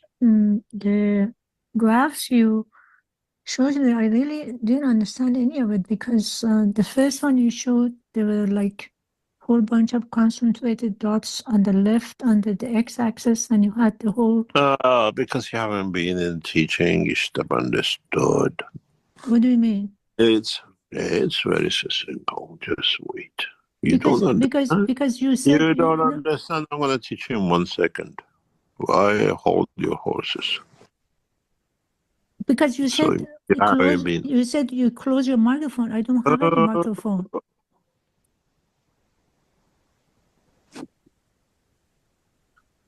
Okay, this is the one you said physicality. Okay. Physicality. Wait, Azar. Where are you? Are you in US? Are you somewhere else? No, I'm somewhere Yeah. else. Somewhere else. Yeah, that's why you're short-tempered. Just wait. Short-tempered. This is pure physicality. Okay. This is the dimension of the energy. And this is the dimension of the soul of physicality, and this is the soul.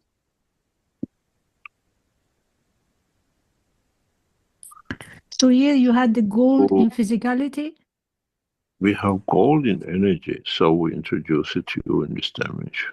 So what happened to us? But affects you as energy in dimension of physicality.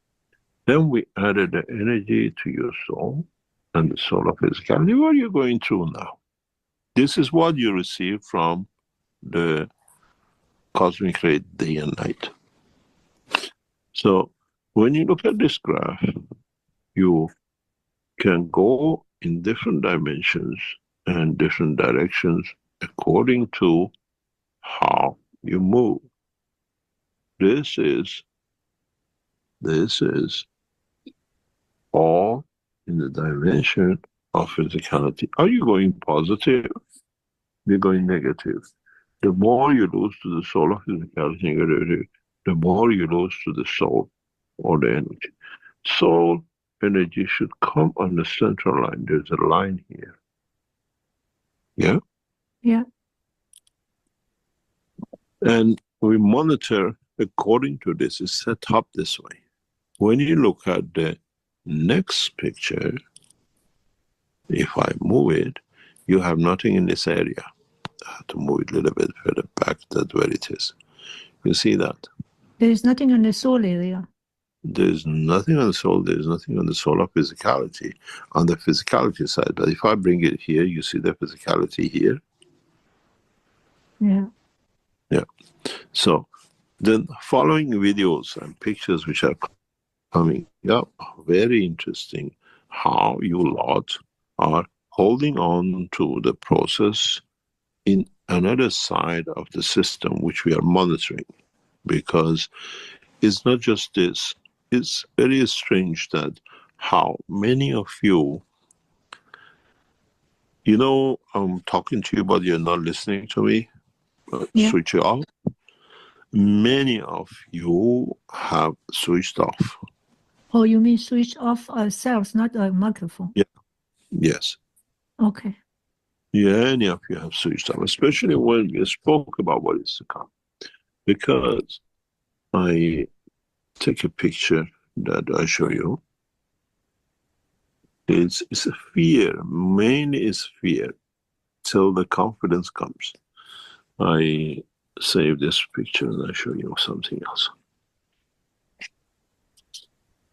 Just give me a chance, because we are in a real time process. We are not in a different time process. There's something wrong today with this internet. You see, I'll show you another picture.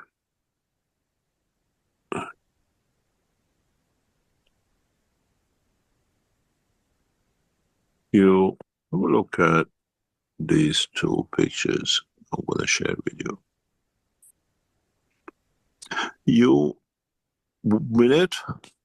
These graphs are statistically what we had for a long time.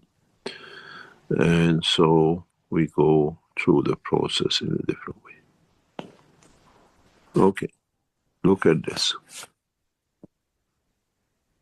Look at this picture. Forget about the right-hand side. This is the main concept.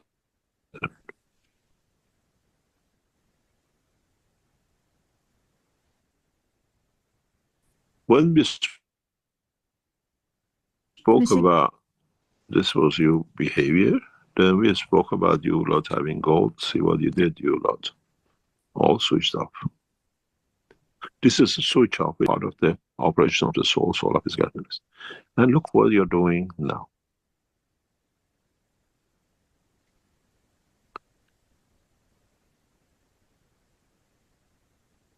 It's not interpretation. Where do you see the switch? Where do you see the switched off, Mr. Keshe, here? This is this graph for us, because we have a data. This graph when we see like this is a switch off a state. You understand? Yeah. You switch between soul and soul physicality back and forth, which means you create a balance of what it is normally. But when you see this, the interesting part is this. Well, this is past few minutes. The soul is here, operation of the soul. And this is your soul of physicality tangling with physicality. And here is not switched off. No. Okay. Now you're in. Now some of you is working in a different way to understand. Some of you, I saw because we see things in the background which we analyze. Some people are still trying to grab gold as energy.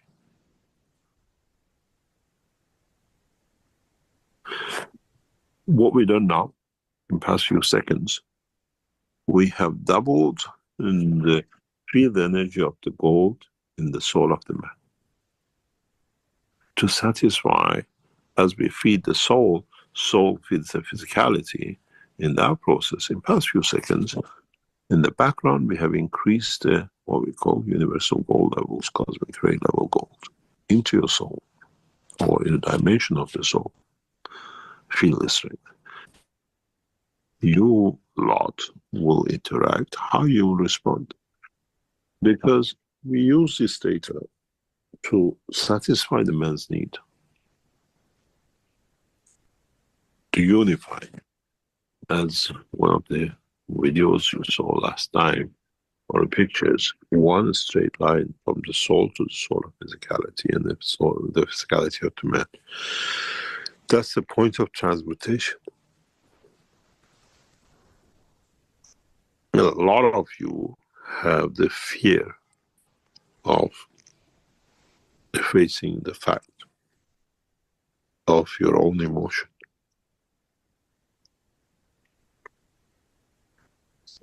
That's why emotion creates time. When it touches your emotion, you create a new time, new beginning.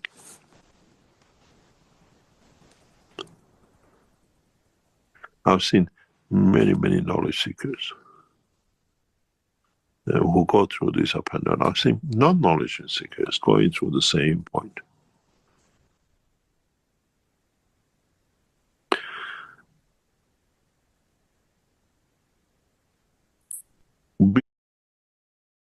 Okay, I think we'll leave it there and go to the Dome of Peace. But again, touching the emotions creates, or creating a new emotion creates a new time.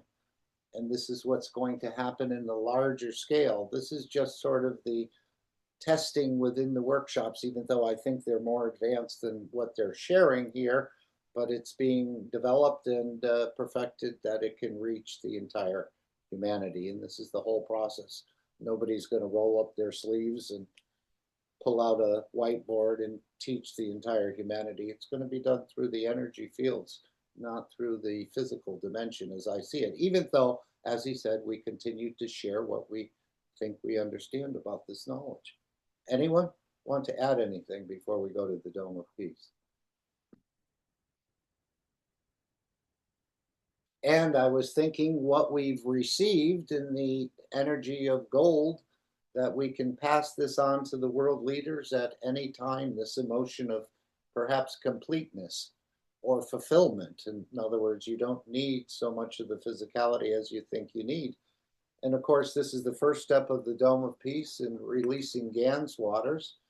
And just to remind everyone that every day at 9 p.m. Central European Time, we collectively gather on the energy dimension to elevate the souls of the leaders and the religious leaders as well, creating peace in everything that exists. So this is a process. Again, there's no formal meeting. We all know we're just meeting on the energy level, and you can spend a nanosecond or a minute in this process and extend that to more often per day and on a regular basis. These souls are quite low and they need a lot of elevation, but also we're teaching ourselves in a way to operate on this energy dimension without the physicality involved. So you're all invited. We're making a beautiful spectrum of energies that one of those energies may touch a soul of the world leader if that soul decides to pick it up. And of course, you can join the Brazilian team. This is just something on Wednesday is the intentions, but these intentions go on every day as I understand it. The normal time is 1 a.m. Central, or 2 a.m. Central European Summer Time. But on Wednesdays, there's a meeting at 6 p.m. for the same process. And this is just an image of Sunday's releasing of the Gans waters. Remember, the cosmic rays, the system, everything is in a way set to be ignited. If it hasn't already started, I think this system will energize some of the systems that you got, like twinity systems, or perhaps cosmic ray balls and so on and so forth. Okay, Alex has put something in there, or am I just seeing this? Okay, it depends on the purpose of your need, the intention. Maybe that came before. No, it was just in the last minute. Alex, do you want to say something about this? The intention of the purpose is impeccable when it emanates from the soul in an unconditional manner. I was answering Ying's question. Okay, sorry. I was looking at the screens. I didn't quite see it. So anyway, two-step process. One is releasing Gans water, something for the physicality to do. And the other is joining on the energy level to touch the soul. And of course, we know we have the mother connection through the creator. And again, it's not the physicality of the world leaders. We're touching the soul of the world leaders, that they can become enlightened and elevated and more peaceful. So let's just go through this if we can, and then we'll go to your presentation, Alex. Let's see here. The first step, yes.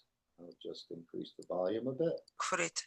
I don't know if anyone want to read this demo piece. Anyone want to offer? I With a will nice read it voice. for you.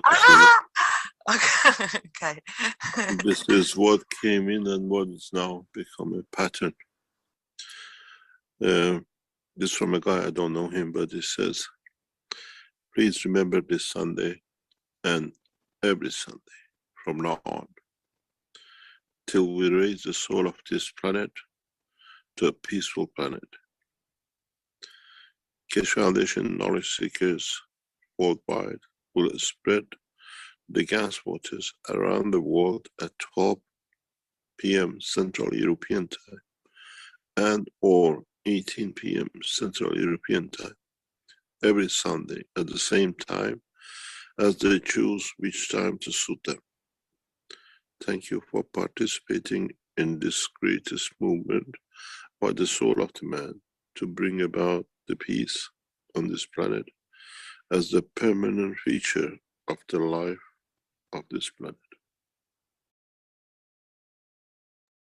All right, and making GANS water is quite simple. You can go on the Keshe Wiki, Keshe Foundation Wiki, and you can learn how to simply make the GANS energy of certain things, or the cup of life 1 or 2, and I believe you can release any sort of GANS you like, as they're all connected, and it's all connected to the entire system. So now we'll go to the second step, which is something, again, working on the energy level, which we are just sort of getting introduced to this energy side of us. As Mr. Keshe indicated, we're opening up the mystery of the matter state of the entity to its energies. And again, you have a perfectly created reactor. We just haven't understood fully how to trigger it. But this is part of the process of helping us to understand this energy dimension without any sort of workings of the physicality, let's say.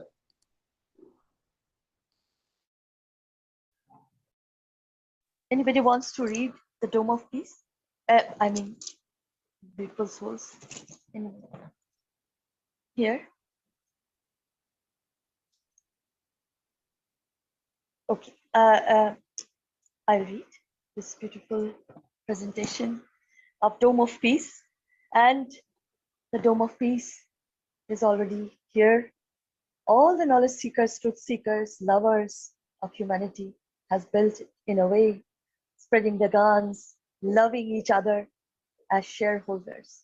So I will read this as please remember, every Sunday from now on until we raise the soul of this planet to a peaceful planet, Keshe Foundation knowledge seekers worldwide will spread the GANs waters around the world at 12 p.m. CET and or at 18 p.m. CET every Sunday at the same time, as they choose which time to suit them. Thank you for the participation in this greatest movement by the soul of man to bring about the peace on this planet as a permanent feature of the life of this planet. Mr. Keshe suggests we add the next step to create the Dome of Peace with power of the souls, as we have already going through this with the 2 eyes. And we ask you to spread the GANs waters each Sunday. Now we give you a new path. Now try to unite each other's souls. Try to elevate the souls of humanity, soul of humanity, through your own soul to a level that no one can touch, the embodiment of the human race. So beautiful. Choose a time where all of you come together on the soul level in a state of inner calmness. At that time, don't spread the water of GANs, but spread your soul. Unite, and in time, we will make a new race out of the soul of man.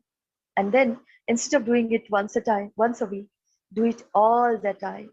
Empty Keshe.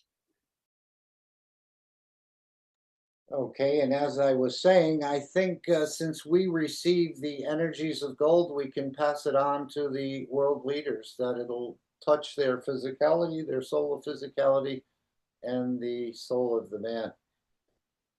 And now that we understand what the mission is, you can carry it out as early and as often as you'd like. As I said earlier, the souls of these leaders are very low. Many of them confirm their existence by killing or imprisoning or doing other things to their populations. But you know what the mission is, and now keep it in your mind at all times that these world leaders really need your help, even though they're not asking for your help. But we know what they need, and what's been given to us in a way has been partially explained by Mr. Keshe. We can pass that on to the others. And I think this is a powerful way to approach. Again, trying to reach world leaders and sitting them down and talking to them, writing letters, protesting, making phone calls is all the dimension of physicality. And as he said, we're cutting out the middleman. We're not dealing with the doorman. We're going right to the boss. And this is the way Mr. Keshe works on this energy level. And this is what the Universal Council and others are learning to do. So as early and as often as you'd like, just take a nanosecond and give to the world leaders, which we're doing right now, even as I'm speaking. And of course, the systems will be energized much more fully, I think, to make this process happen. To those who, again, are willing, I think you can walk away from this, and maybe if you do, you may bring your own demise into play. But hopefully they become elevated and become a beautiful asset and part of the Keshe Foundation in the future, as they already have the recognition and much experience in this world of politics and the rest. And as they sort of converge into a deeper or a more elevated or enlightened understanding, they'll come to realize how much they actually are needed in this process. So we thank you all in advance for continuing this process as you see fit. So thank you. I think it's time to go to Alex. We've certainly kept him at bay for long enough. Alex, if you're ready to begin, we welcome you and thank you for your presence and sharing a new understanding with us. Well, thank you very much, Mark, for leading the way. We absolutely appreciate all the effort that you put into this project. And so let's get into the business here. And hopefully this is going to work. Please stand by. Disclaimer: the information and education material contained herein is meant to promote the general understanding and dialogue of GAN's processing.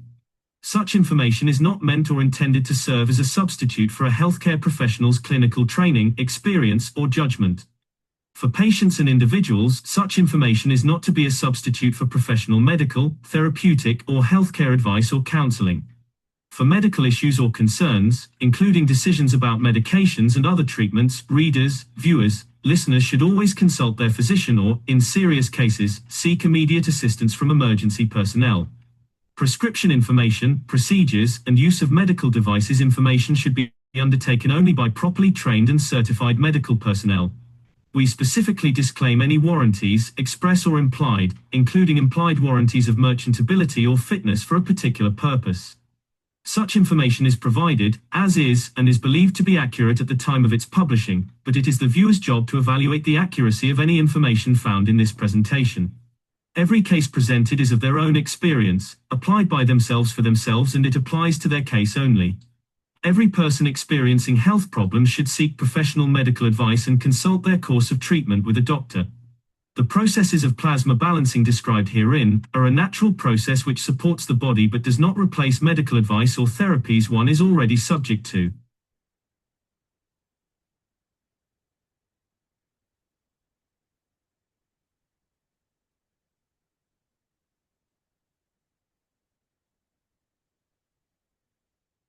And here we go.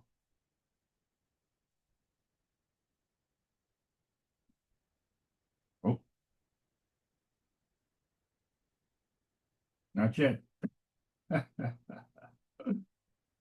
Let's try it again.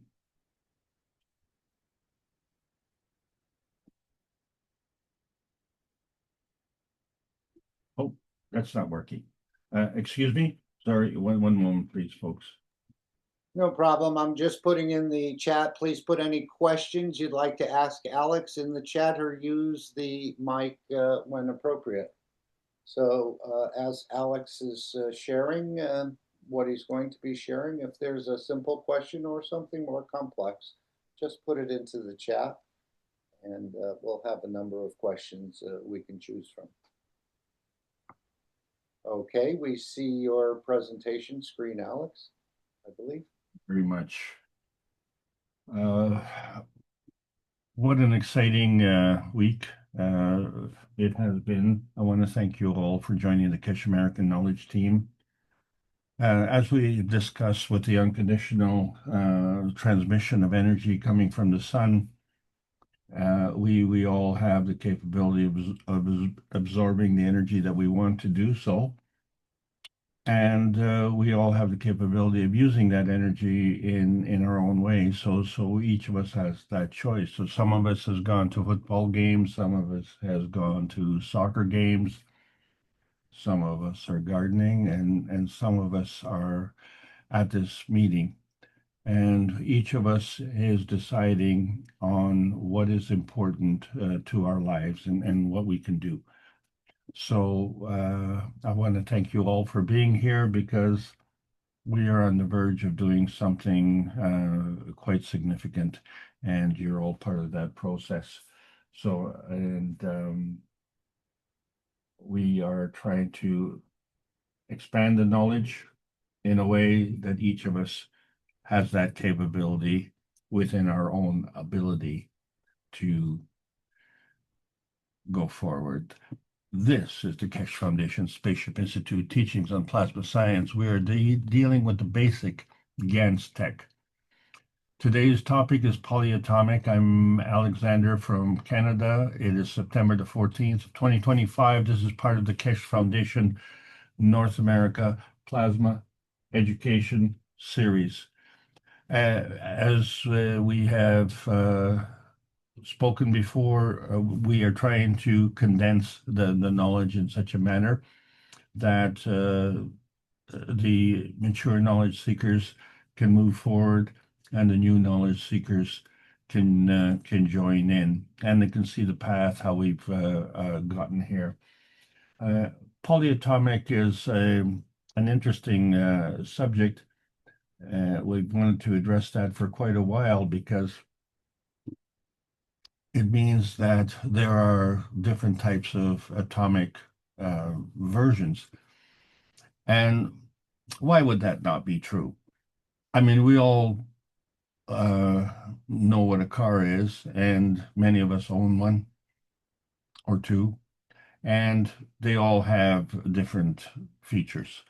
Everything from the power, the type of motor, to the color. And so there's a variety. Well, that's what is happening in the universal order of creation of matters. We have variety and lots of variety, but it all comes together as described in book number 1 by Mahantavakoli Keshe.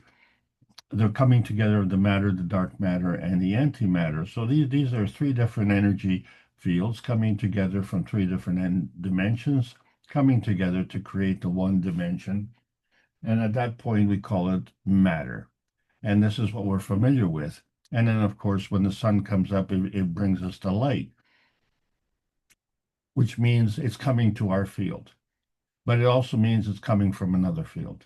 So in book number 2, when we're talking about the structure of the light, we have to understand that it's coming to and coming from. And in that way, we see that light. And then, of course, we see where it's coming from.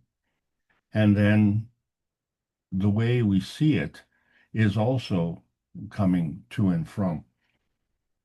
So it means it's a two-way street. And this becomes an important part of the discussion today.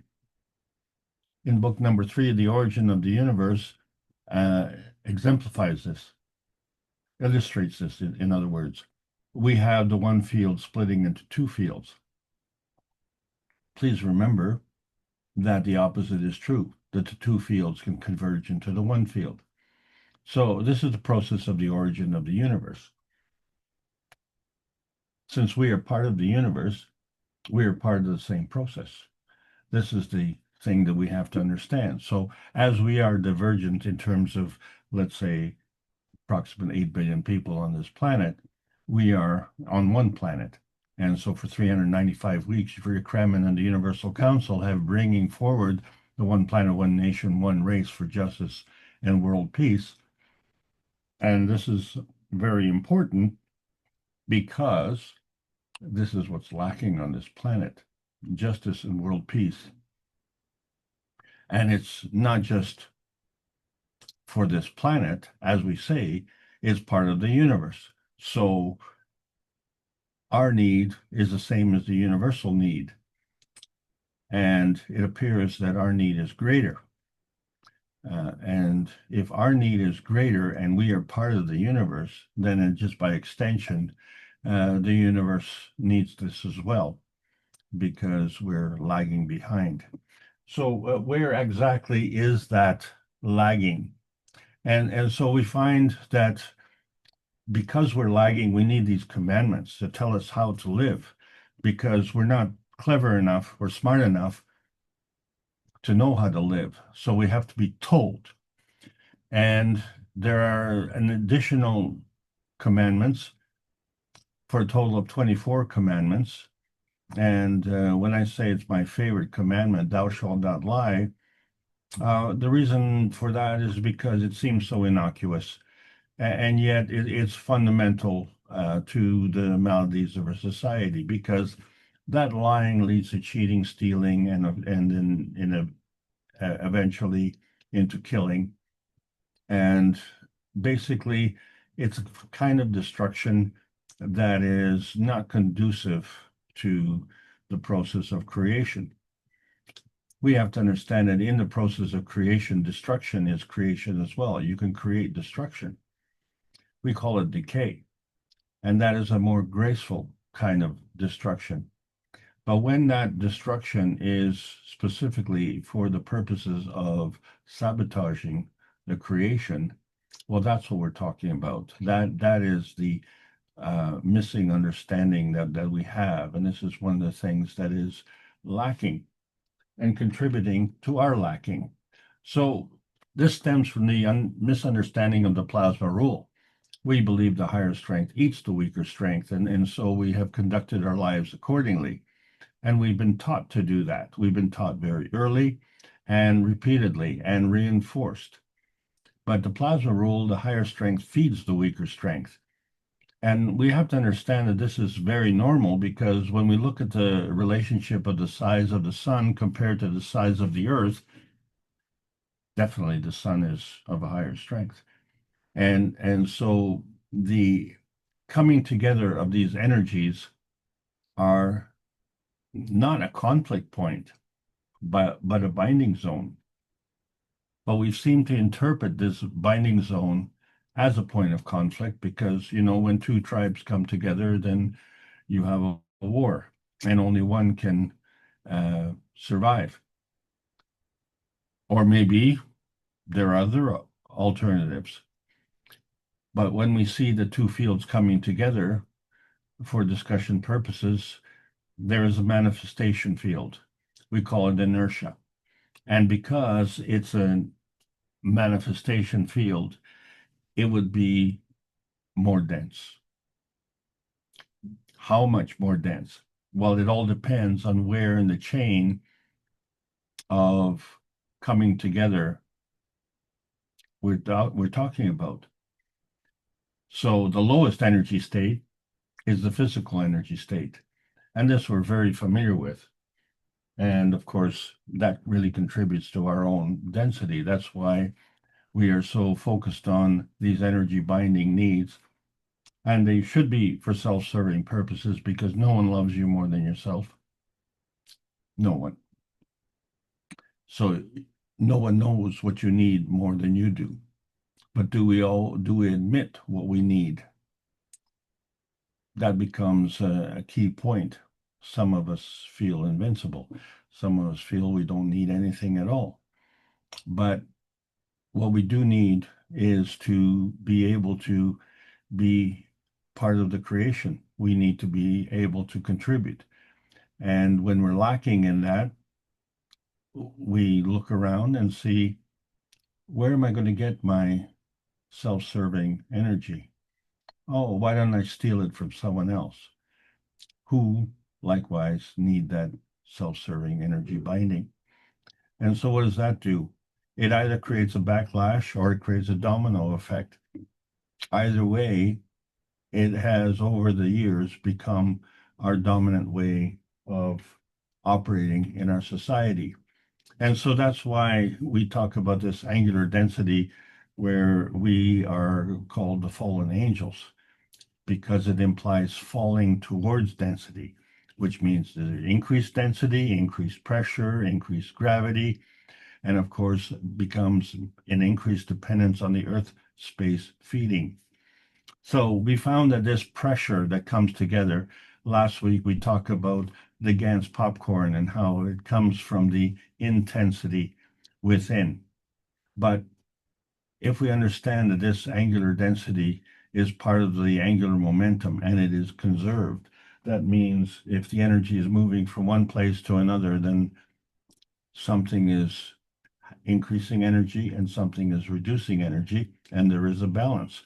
So when we talk about loosh and loosh harvesting, we see that that is a theft of energy, the loosh being that energy.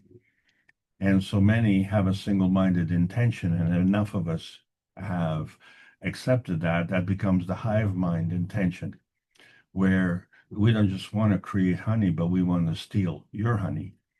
And the truth is always reflected by the true intention. And that intention comes from within. And within our body bag, if you will, our skin, which is our body, we have Gans. And Gans has this emotional affinity. And so this is one of the reasons it affects us.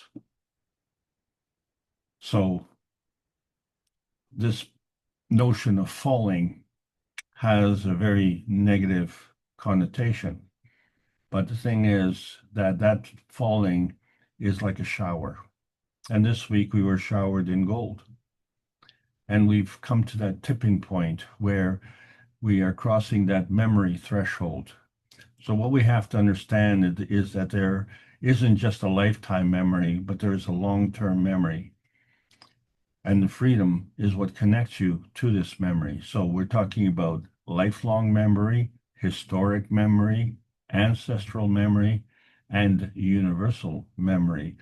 These are all part and parcels of our memory. So it's more than what we experience. So what we're experiencing is a shortfall in vitality when we have to supplement it and facilitate the uplifting of the emotional and physical vitality. This is one of the reasons we are working from a position of lacking what we want, lacking what we need. And as a result of that pursuit, then we become even more, shall we say, dominating in our approach, and that domination turns into greed, so that it appears that we're never lacking. But the truth of the matter is, there's always a give and take. And so the more you give, the more you receive, unless there are intermediaries who are stealing. And if we're not skillful enough in terms of the receiving and in terms of our giving, then we have a tendency to leak. And that's leaking is part of our lacking. And the abundance is on the transmutation highway because the universe gives unconditionally. So we're still on the transmission highway, which is the lowest level. And in the atomic structure, we call that the carbon 12. We are organic. And so that means we are created from carbon, and the carbon-12 being the lowest energy, being the physical energy. When we get to the transition of the carbon-14, we are already dealing with isotopes. And then when we move to the carbon-16, it's a different kind of isotope, but it's of a higher energy state. And so we can graduate from energy state to energy state.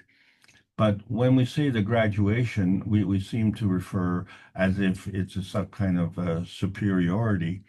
It's not really. We all have this ability to transcend these various energy states.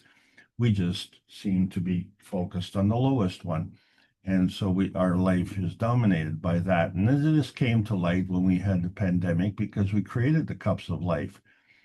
And they were not the cups of the pandemic, because what they were is the nanocoding process of the monatomic science, which enhanced our inner space. In that inner space, we have an emotional strength and a physical strength. And so we realized that we could create a GANS. And that's what we're talking about today. We're talking about the GANSes and how this technology has changed our viewpoint, because it's a representation of a radiance manifestation. What I mean by that, we had a physical cup of life, and we created a CO2 GANS, a calcium, zinc, copper GANS, water GANS, an amino acid GANS. And did we know that we could do all these things? And we also created a gold GANS. And as I say, this week we were showered with the energy that produced this gold GANS. Well, if you're being showered with this, that means it's not coming from within, it's coming from without, as would be reasonable when we start to introduce the cup of the soul, because the emotional cup has a magnetico-gravitational relationship and develops a soul at its core. The physical cup likewise has a magnetico-gravitational relationship and develops a soul at its core. The cup of soul has a magnetico-gravitational relationship and develops a soul at its core. But collectively, the cup of the soul, the cup of the emotion, and the cup of the physicality has a magnetico-gravitational relationship and the soul at its core. And that is a representation of all three. So the containment of this field includes all the members I've just described. So when you're looking at this field, you cannot isolate a component and say, well, that's what that is, and that's what that is.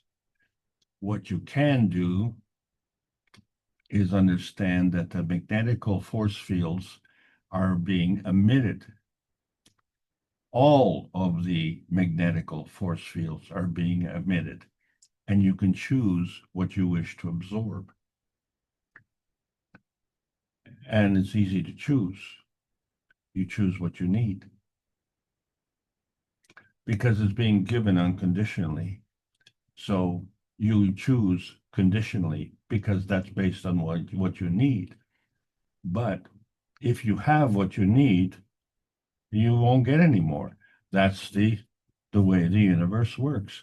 So we have the two hemispheres of the brain operating the same way.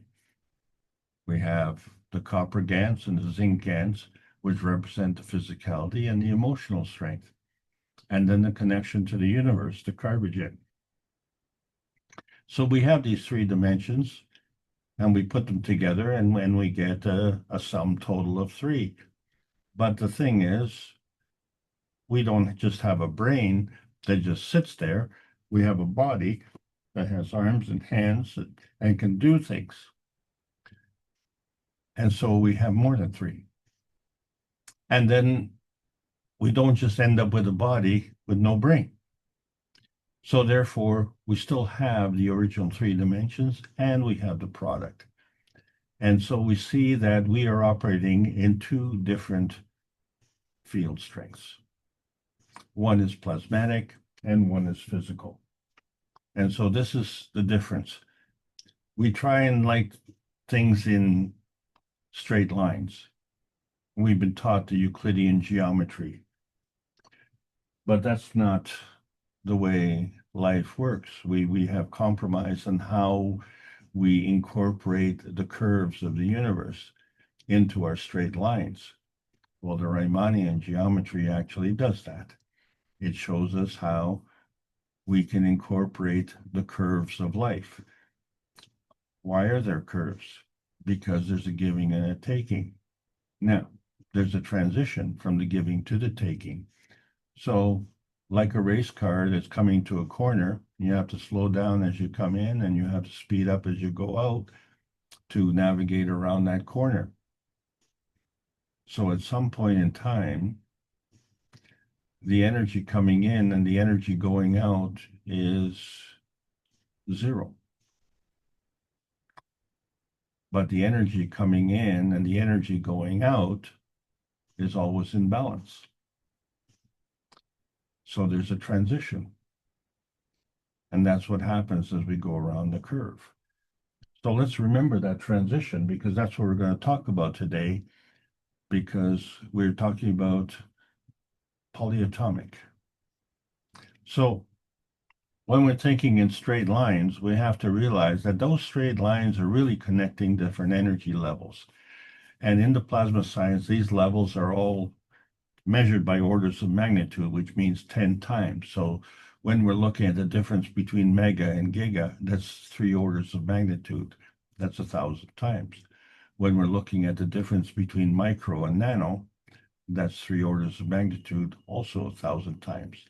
One is 1,000 times larger, one is 1,000 times smaller. And those are not the only 2 points to link. So there are multiple points. And so these become multiple turning points, because as one moves, the other has to compensate. And so we kind of assume that all of this is in the physicality. Well, we are talking about energy fields that are operating at many, many different orders of magnitude. So what is really important is the magnetical gravitational relationship, or what we call the MAGRAV condition. In other words, the destination point on one side has to have a magnetical gravitational relationship. The destination on the other side has to have a magnetical gravitational relationship. The MAGRAV on one side then becomes arbitrarily magnetical, and the MAGRAV on the other side becomes arbitrarily gravitational. So however we circumnavigate these multiple turning points, there's always a balance, a MAGRAV balance. So the balance of the MAGRAV on one side with the balance of the MAGRAV on the other side becomes a new inertia point of a MAGRAV manifestation, regardless of whether it's in physicality or in a plasma state. So our thinking has to go beyond the linear and take into consideration the rest of the universe and understand how it engages with that. So we have to think outside the box. And lo and behold, we are now in the what we call the Beyond the Beijing watershed, where we demonstrated on May the 10th how we could produce gold. And we did this with the production of ganses. And that GANS was manifest into a black powder. And it wasn't until we touched it that it became gold. So what we saw was that we were able to create a field, an inertia field, from 2 rotating ganses. And then that inertia field maintained a certain energy level. In order to move it off of that, we had to engage with another bag of GANs. You with the magic finger. And as soon as you touched it, that created a new inertia field, and that converted to gold. And if we can consolidate these efforts and ramp up the scale, and change the gradient, we can create gold by the tons. So we know that men are miners, but they're not the only gold diggers. This is not an exclusive thing. It's for everyone. And this week we were showered with gold. And why is that so important? Because there's a certain characteristic about the gold in what it can contain in terms of energy and how we process this energy. So what we're dominating in terms of our observation is the physical gravitational matter plasma, because we can touch it and see it. Well, we have to recognize that when we get showered with this energy, that is a plasmatic matter state. We can't touch it or see it, but it is part of the matter plasma because it's a neighbor to the physicality. We carry that neighbor with us all the time. And it is from this point of view that we see the universe. This point of view is feedback. And so we are feedback dominant. We have to recognize that there is a plasma dimension that is actually doing that showering. We're just the receiver of that showering. So when we originally talked about the nano alignment, we found that we were dealing with a copper wire and we nano-coated it, and that nano-coating was carbon. Strange. How do you get carbon from a copper wire? Where did that carbon come from? So obviously it came from a field, and we know that because we created a field alignment by making this nano alignment. And we measured the carbon, and it was of a diamond material. So that was a coming together of the coating of the copper wires. And then we went to a superconducting level of that wire where the resistance was eliminated. So we went from a balanced field of a copper wire in its atomic structure, and we created nanocoating, which made it now a superconductor. And so it follows the rules of MAGRAV energy transfers, where you have the balance on one side as the balance is on the other side. So we were talking about an atomic state, then we went to the nano state, and we have various strengths because those strengths were changed by the number of layers of the nanocoating that we had. And so we had as many as 30 to 40,000 layers in those particular initial examples that we had in say around 2015. But now we are even making that more dense. But then we have another product, which was the GaNs coating. And then that GaNs we put on top of the nanosolid, but it had different attributes. And then we found that there was an intermediate state between the nano and the GaNs, and it was the pico state. And so the pico coating sat in the gaps of the nano coating. And an interesting thing happened to the pico. It seemed to be more than just a point. In fact, it was very pointy. There were a lot of points on it. It almost looked like it exploded like a popcorn. And so we find that there was an intermediate state with the nano coating, which we called it monatomic, and then we had the pico popcorn, which transformed into the GaNs popcorn. And the GaNs was of a much larger size. So the pico was 3 orders of magnitude smaller than the nano, but the GaNs was on the other side much larger. And so we called it the nano, the GaNs freakout, if you will, because we find that the negative charges were on the periphery, because that was the magnetical aspect of the GaNs. But it wasn't one point. it was many, many points. And so this created field forces. And then on the inside, complementary positive charges. These are part of the gravitational, the gas in the center. And so there was a gas in the center that exploded and created this GANS.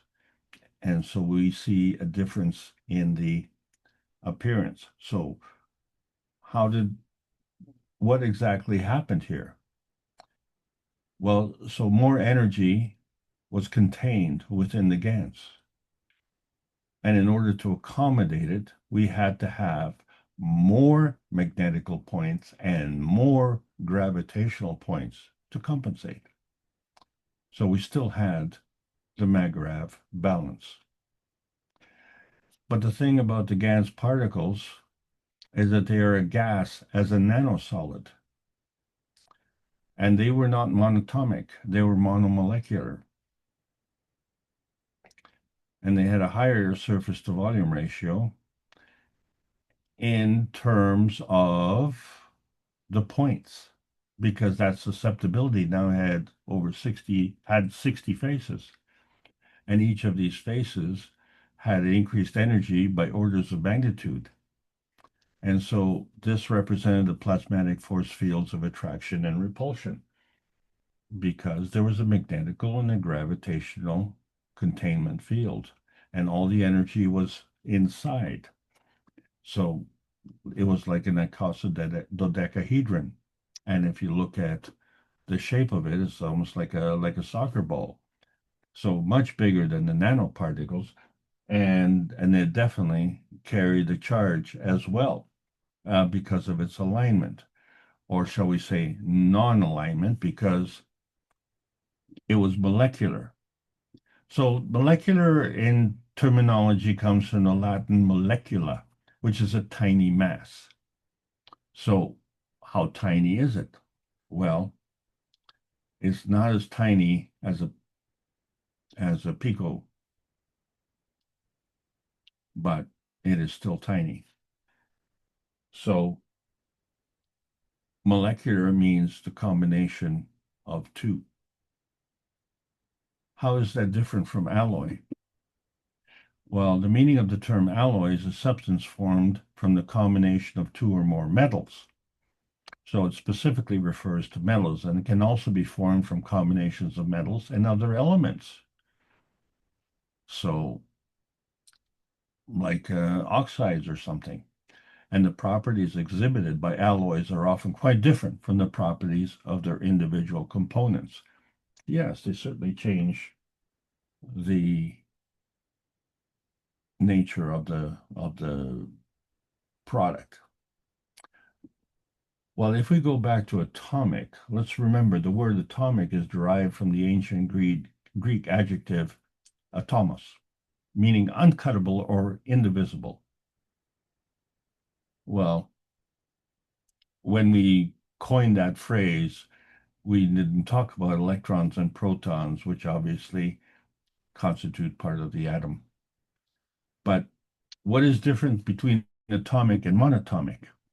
So a molecule that is composed of just one atom and lacking any covalent bonds. So the noble gases like helium, neon, argon, kryptonite, xenon, and radon are all monatomic, whereas most other gases are at least diatomic.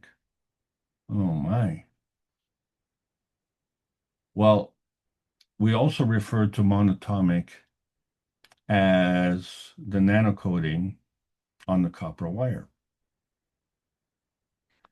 So what it means is that in order to be in existence, it has to have a magnetical gravitational relationship.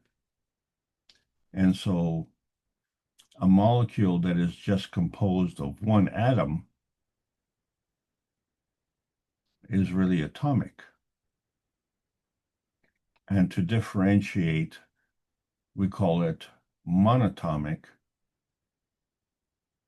when it has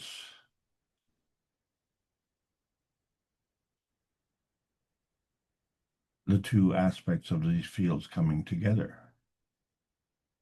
So it's maintaining its existence, but it's doing that individually. A lot of us like to do that. We want to get away from the big city and just live alone. We don't want to be bothered by anybody. But diatomic is another phrase. And a diatomic element is an element that is never found by itself in nature. It is always bonded to another like atom. So my thinking is atoms that link up would be diatomic. So let's say like a copper wire would have the atoms linking up, but that's not what diatomic means.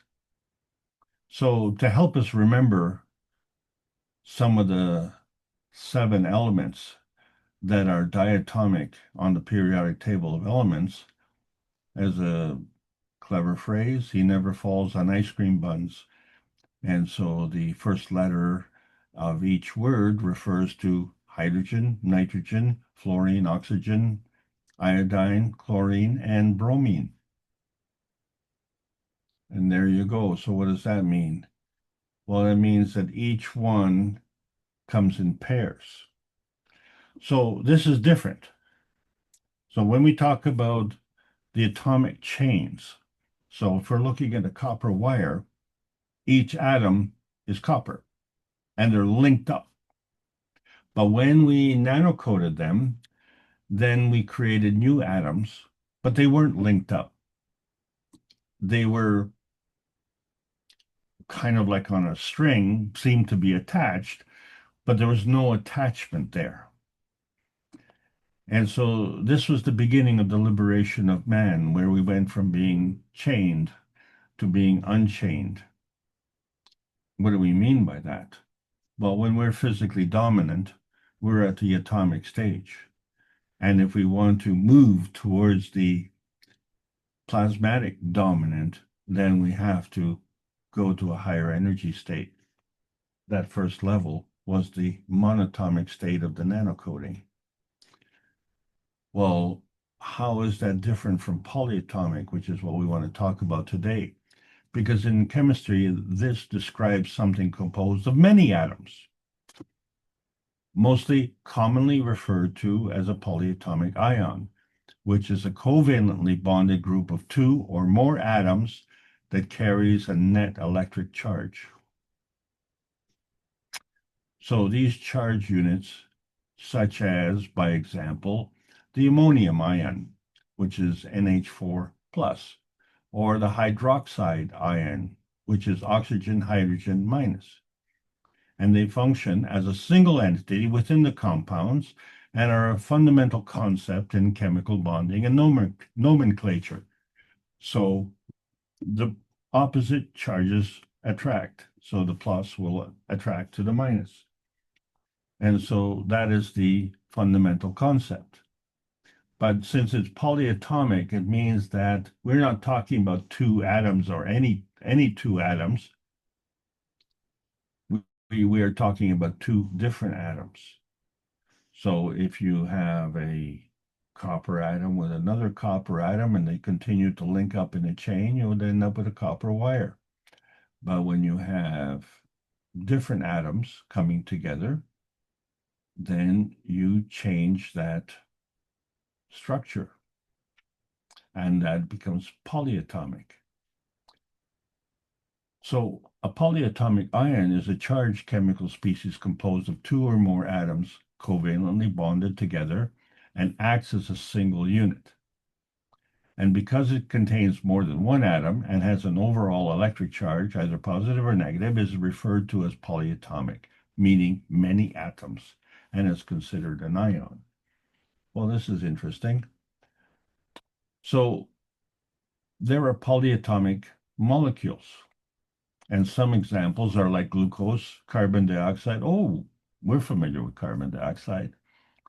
Sulfur dioxide, sulfur tetrafluoride, hexane, propane, sulfuric acid, nitric acid. So we see that these are molecules because they have different atomic structures that combine together, and hence we call them polyatomic. So if we were looking at the difference between the atomic and the polyatomic, then we're saying, well, the monatomic was singular atoms of the same species, but polyatomic is atoms involving more than one species.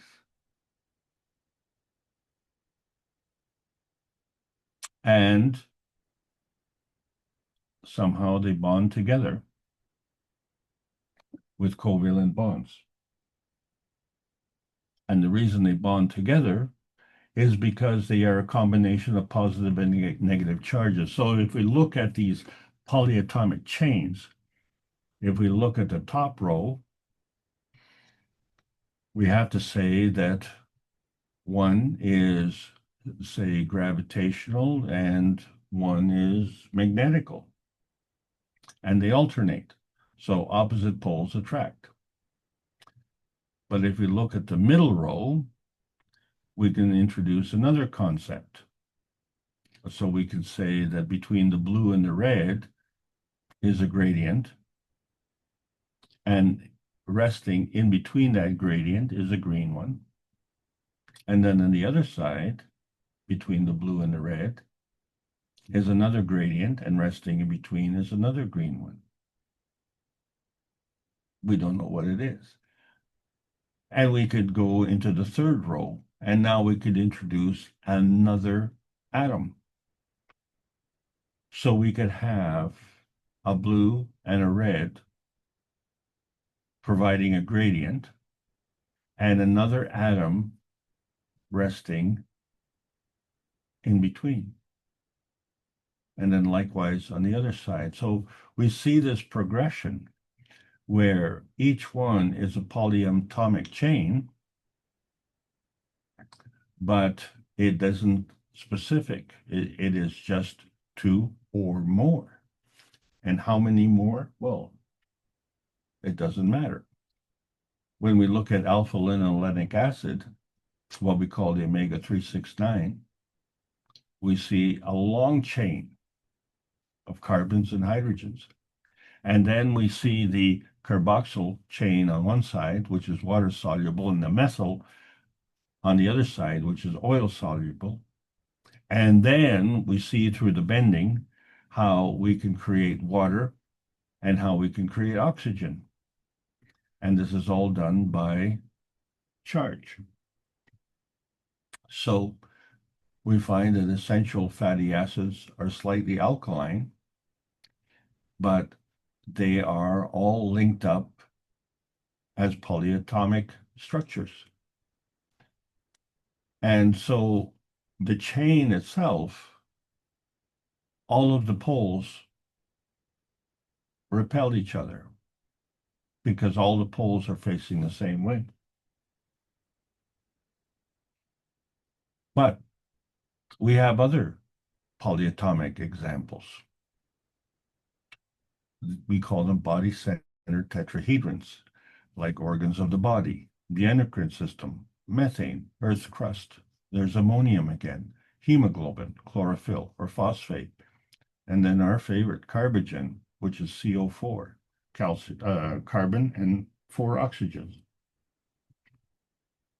Our MAGRAV reactors work this way. And then we can go to the next level, which is face-centered tetrahedrons.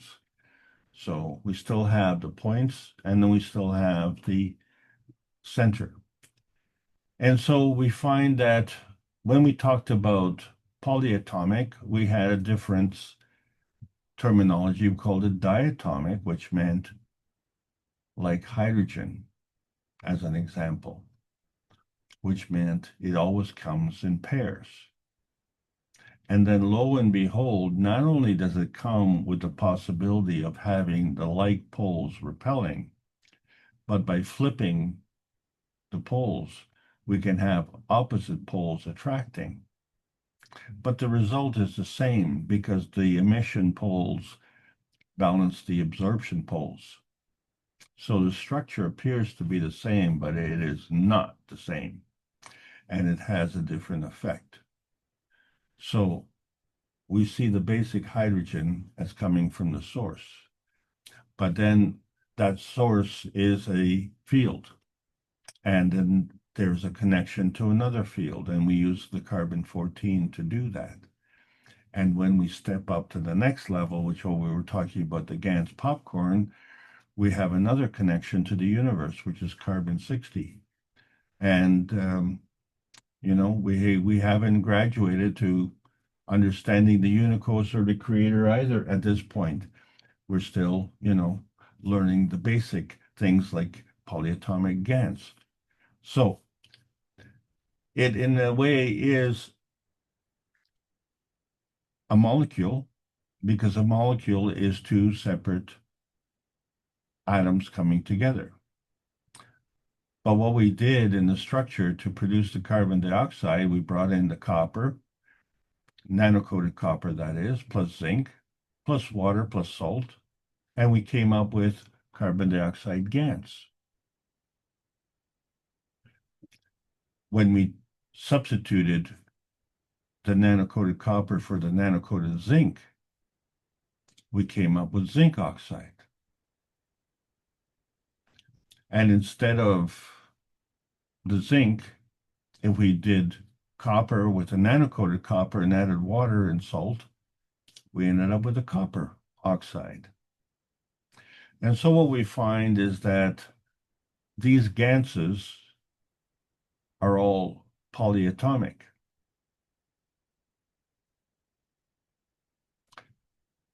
In this example, we brought in two atomic structures, but interestingly enough, with the zinc, we brought in two oxygens, and with the carbon, we brought in two oxygens.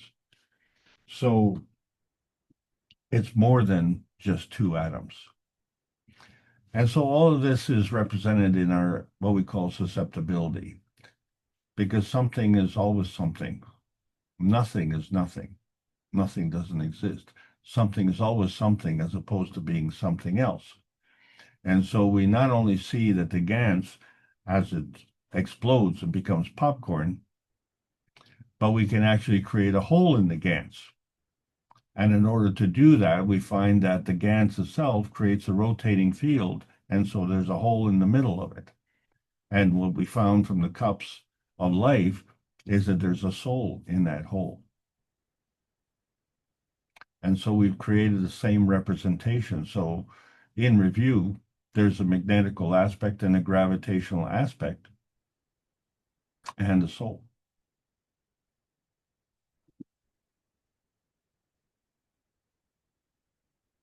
But there's a charge involved. And so we talked about this polar energy, the emission, we call that magnetical. And there's the absorption, we call that gravitational. And we can affect the charge through the rotation, the speed, and the strength. And also we can affect the direction. So what do we mean by that? Well, it's a two-way street. So the magnetical is the dominant emission, and the absorption is the subordinate gravitational. But the structure is gravitational, and that is the dominant. And the field is magnetical, and that is the subordinate. And so there's a balance, and this is what we're talking about. So there's a balance between the vertical polar energy, and there's a balance between the rotational energy.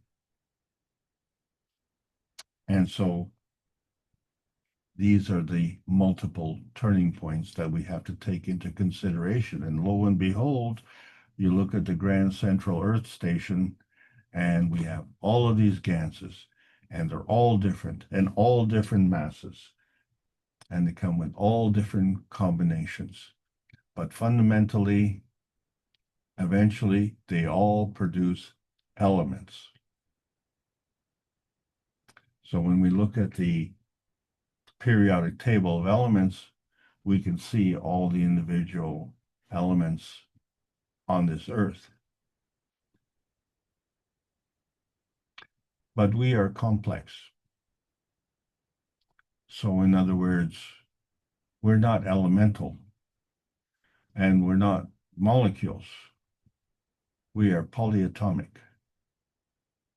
And the earth itself is polyatomic because the combination of all the atoms on the earth are all the elements in the periodic table of elements. So let's understand, when we talk about the tetrahedrons, we're talking about star formation. And when we look at the star core component, it's made exactly the same way as the cup of life. So it has a magnetical field and a gravitational field. Well, that balance is a gradient charge. We're not saying what the charge is. We're not saying how strong it is. There's just a gradient. And that gradient constitutes a charge. And so the magnetical is negative and the gravitational is positive. So now, if the one side, the magnetical, is a balance of a magnetical gravitational point, that becomes the magnetical gradient charge. And if the other side is a balance of the magnetical gravitational charge, it becomes a gravitational gradient charge.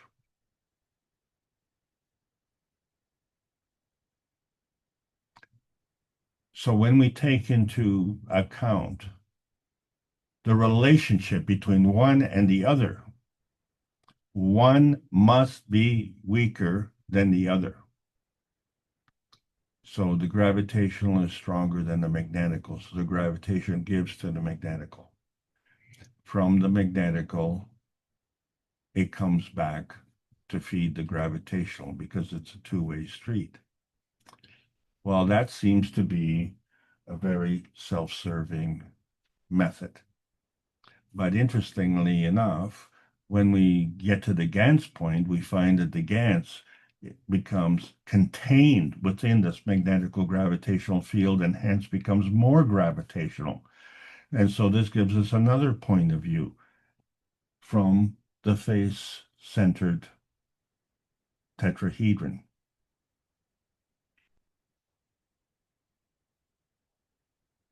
So if we look at the relationship between two stars, and we look at this based on polarity alone, we have 2 points of view.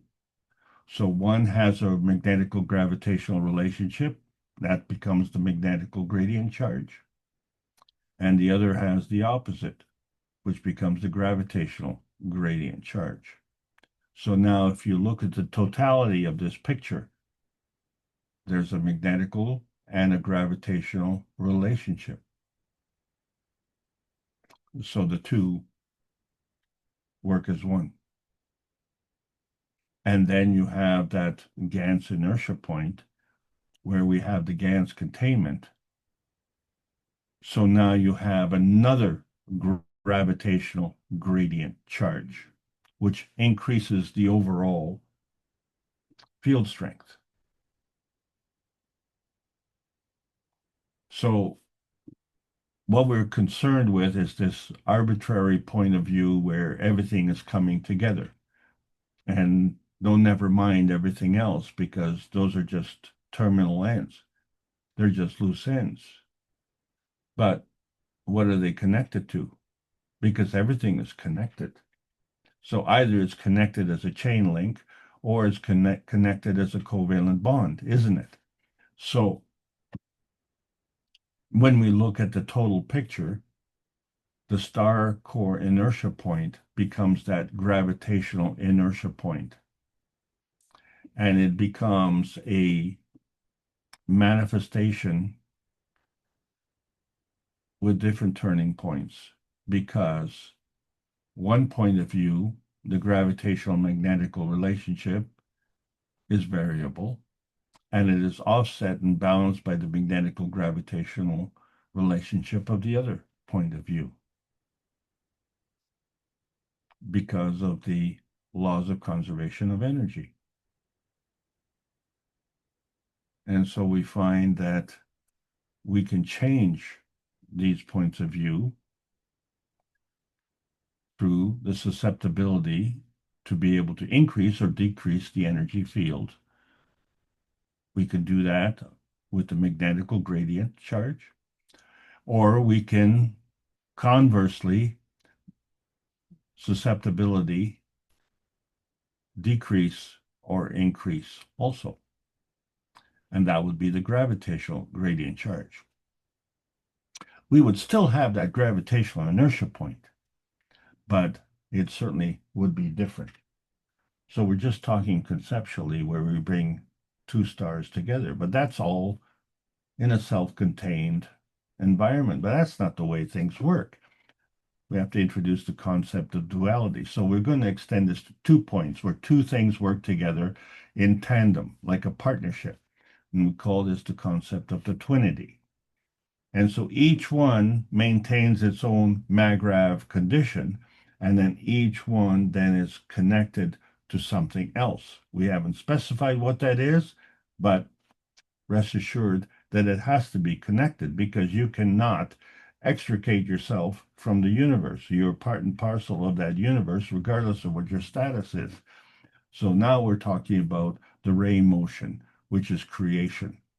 So the creation on the one hand, which is a balance between the natural creation and the decay, is offset by the balance on the other side, which is the balance between the natural creation and natural decay. And so there is a bond between that. And when we can't specify it and we don't understand it, then we just fudge our knowledge and say, well, there's something there that's holding everything together, and let's pray that it all stays together. But it is not there without any kind of intention or connection. There always is a connection, and it is ever changing. And so that is what we talk about, the susceptibility in the concept of the twinity. So we have the 2 points of the nanotech, and then they converge with the 2 points of the picotech, and then they explode into the 2 points of the star tech. So we're going through the twinity of the nanotech and the twinity of the GaNsTech to understand that all of these steps involve other fields, which are going through the same process. But there has to be a connection. There has to be something that allows this to work. So we're looking at the polyatomic inertia gradients, where you have one field balanced off by another field, balanced off by another field, and so on and so on and so on. And then in terms of physicality, that becomes a chain link. But in terms of the plasma state, there becomes a bond, a polyatomic plasmatic bond. So how does this work?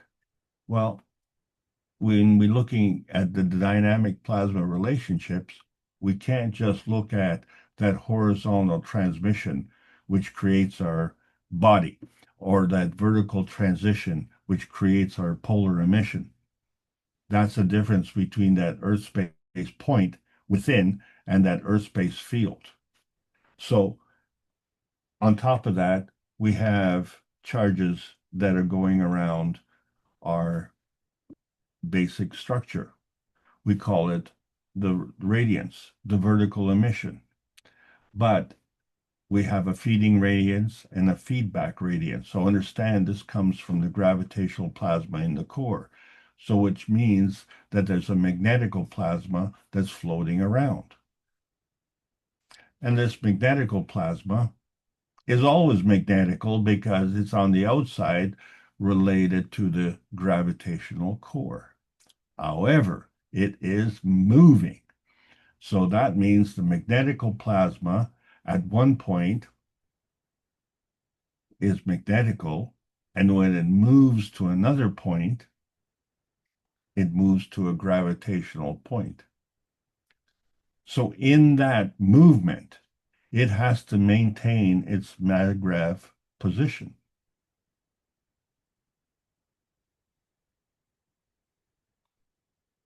But it is moving from one point to another point.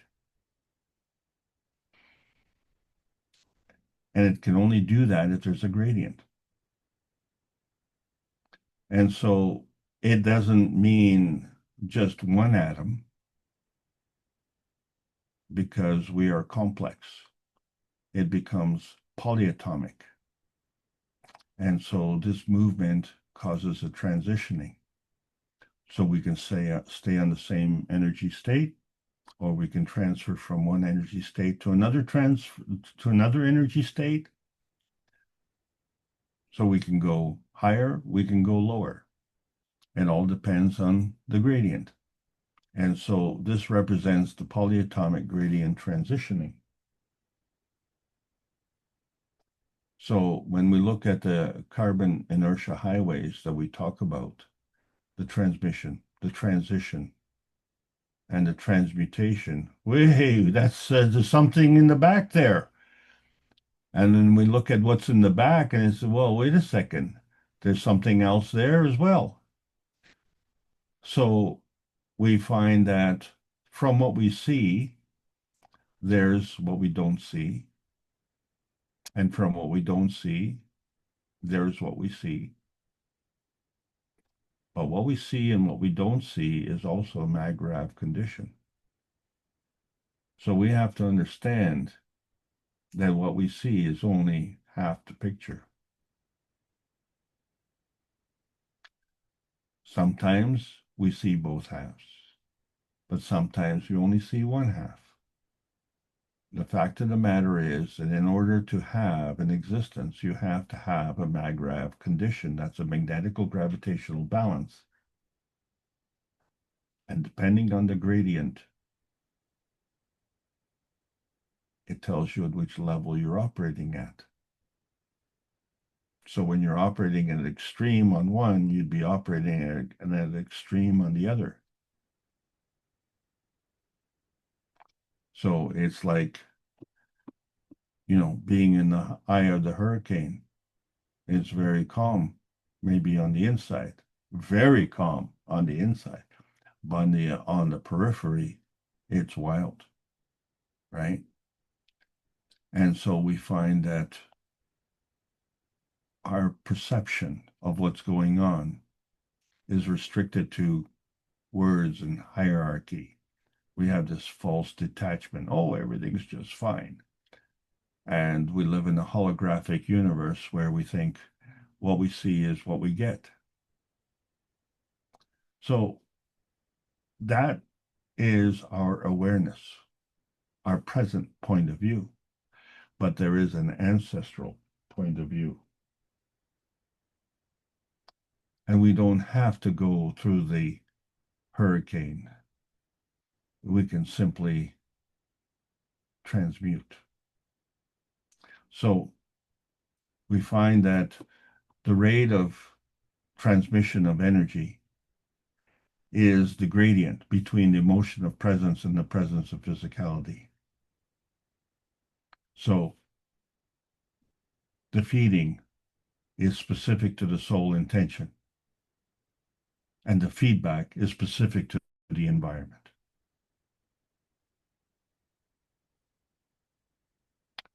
So when we look at the relationships of these cups, we have to take into account this environment we call Earth. So there's a cup of the earth, and that interacts with the cup of the soul. And that creates another inertia field where the soul of our physicality operates. So there's a connection to the soul, and there's a connection to the environment. And we are polyatomic, and we have many gradients. So we can see on the 603rd Knowledge Seekers Workshop, the vertical alignment, what we call that path link that goes from the soul to that physicality, but there's that intermediate step, the soul of the physicality. And so we can say, well, there's an infinity loop. There's a balance on one side, on the soul side. There's a balance on the other side, the physical side. and it's the soul of physicality which manipulates the gradient. And so we can change those field representations. But there's another inertia field emission, and this allows us to cross that threshold that limits us to our physicality. It allows us to engage with other environments in other plasma fields. So when we're looking at this susceptibility gradient, we talked about the chain link, which is the physicality, which is atomic. The soul of physicality is monatomic. The soul itself is diatomic, and humanity is polyatomic. And it operates via path link. These are the polyatomic gradient transitioning levels.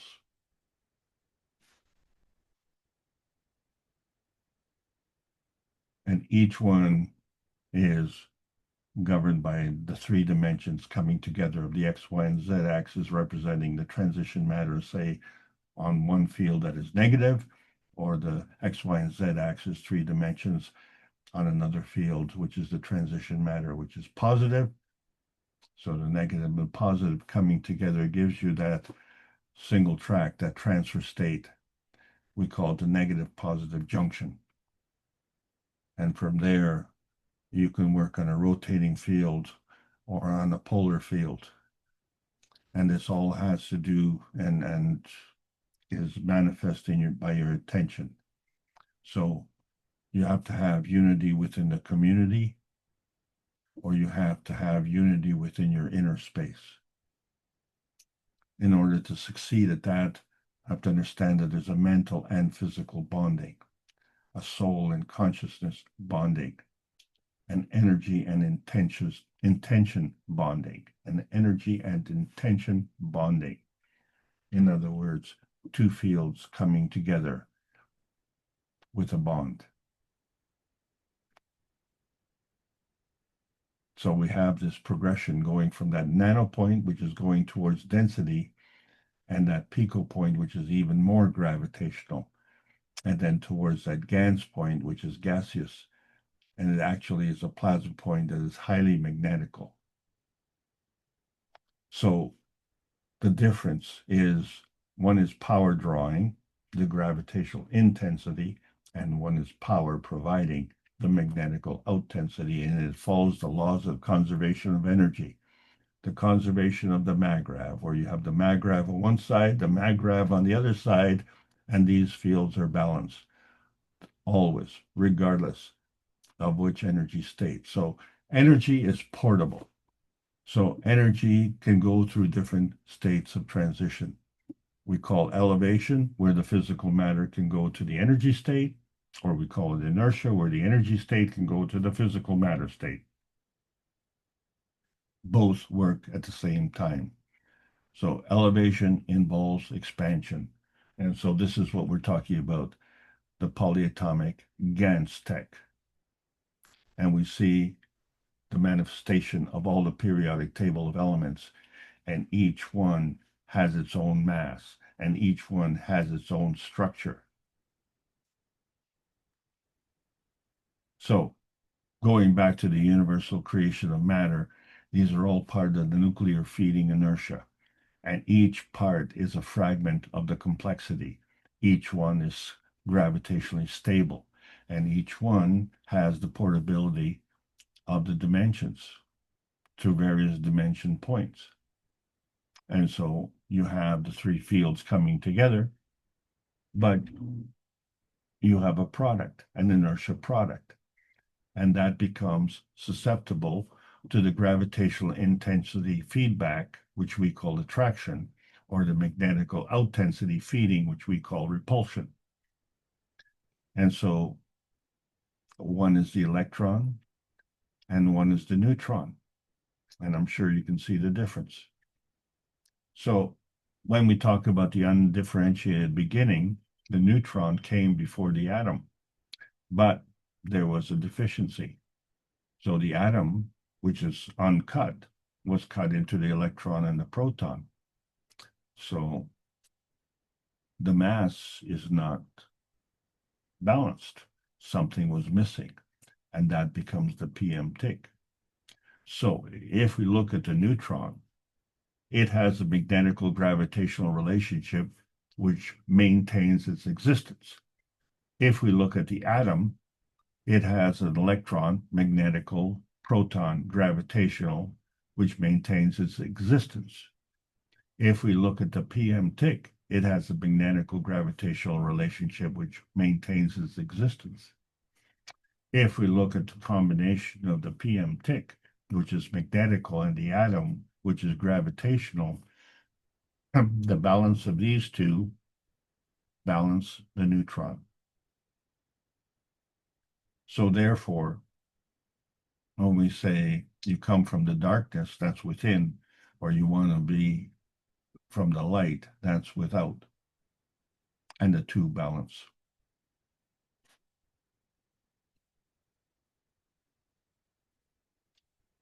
So the principal matter is the PM tick because it's magnetical. It's an energy pack that comes together to this plasmagen conversion, the coming together of the antimatter, dark matter, and mattergen. And then it interacts with the inertia field of the Earth and creates a new inertia field, which is our magnetical, gravitational, physical body. It all comes from the plasma, not the other way around, the way we're accustomed to it.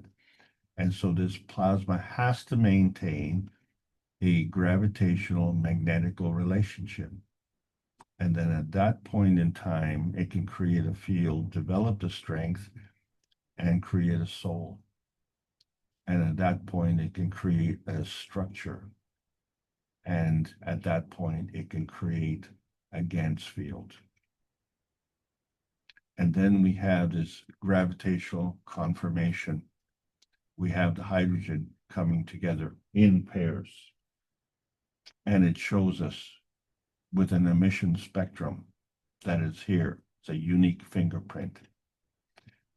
And we can always see the animate objects because they are always emitting, whether there is light or there is no light. That's why with night vision, we can see the animate objects because they are emitting. So we're always emitting. Our aura is emitting. And so our point of awareness is every color. But our auras represent some specific color. And our physical interpretation is that there is no color. But there's always an emission. And this is all contained under the peace dome. Because that's how the universe works. And that's why with oxygen, we have another gravitational conformation. So when the oxygen and the hydrogen come together, this is the universal solvent of life on this planet. It's not a conflict point. It's a binding zone. And that's what's our gravitational conformation, allowing us to cross that threshold between the magnetical fields of the universe and the magnetical fields of the Earth.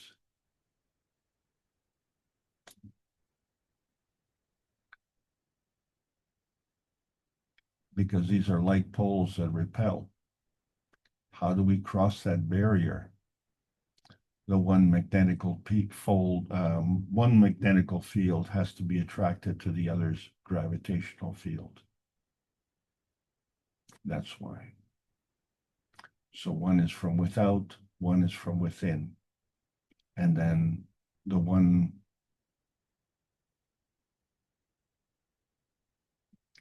is opposite and connects the same way. And both of these fields operate on one track. It's a two-way street. And so we see these seeds that form. And we say, oh, well, I have this one seed. How does it manifest? That GANS in the core is emitted magnetically on all points, all 4 points of the star. And from there, it creates a magnetical gravitational field, a MAGRAV condition, which begins that dimension star formation. So this all transpires into a MAGRAV singularity point of view. There's a soul point of view and a soul physicality point of view. And there's a threshold of awareness which we can cross and understand the proper physical interpretation, which then becomes the collective point of awareness. And it's at that point where the many points coming together, just like on the GANS popcorn, this becomes highly gravitational. And at that point in time, it can do and exchange a lot more.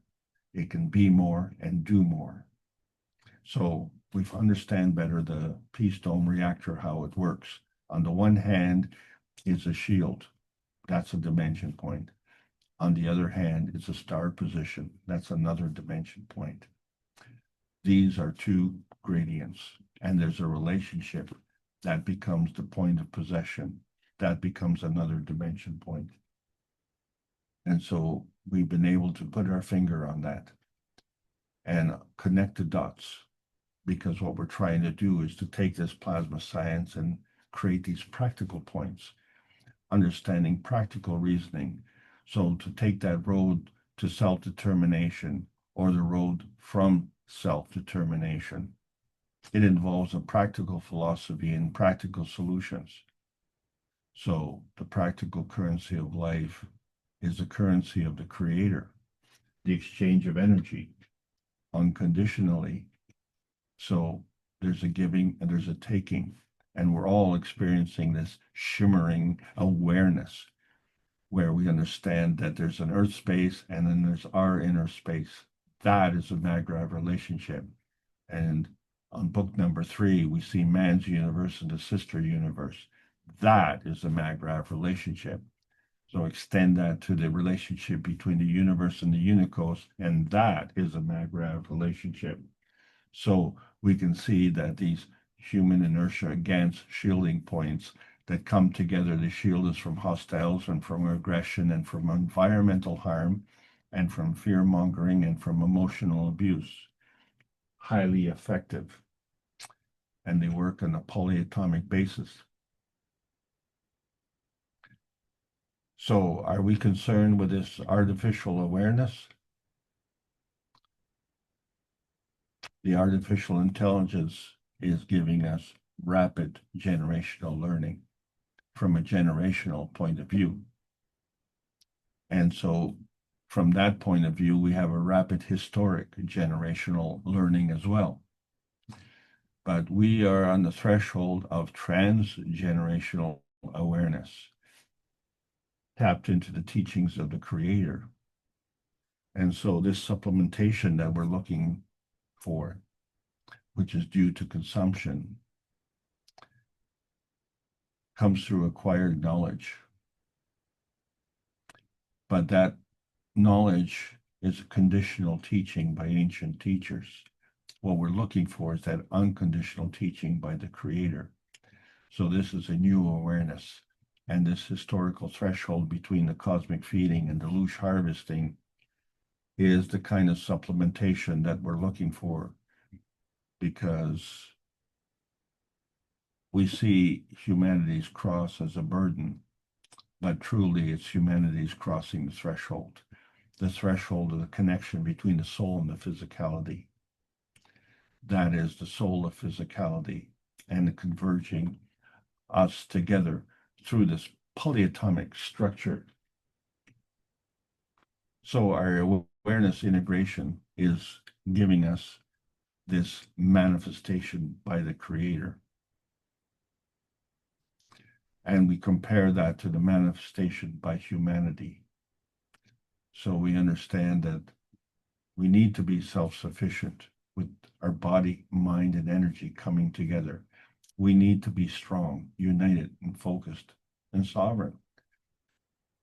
Because that is the image of the Creator, the bringing together of these polyatomic fields. So we seem to be going into this uncharted territory. But this is a range from decay to radiation. We are that technology. We are that inertia product. And we are the image of our dimensional convergence point.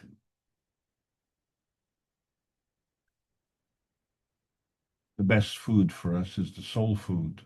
So let's tune into that, plug into the Creator, turn on to that power and drop out of the resistance. Receive that inertia point. To be effective, you have to provide the pattern. That's how you get the energy.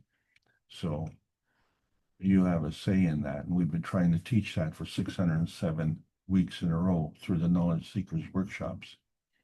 So it appears that to achieve that greater oneness, we have to subtly transcend the limitations of nuclear science.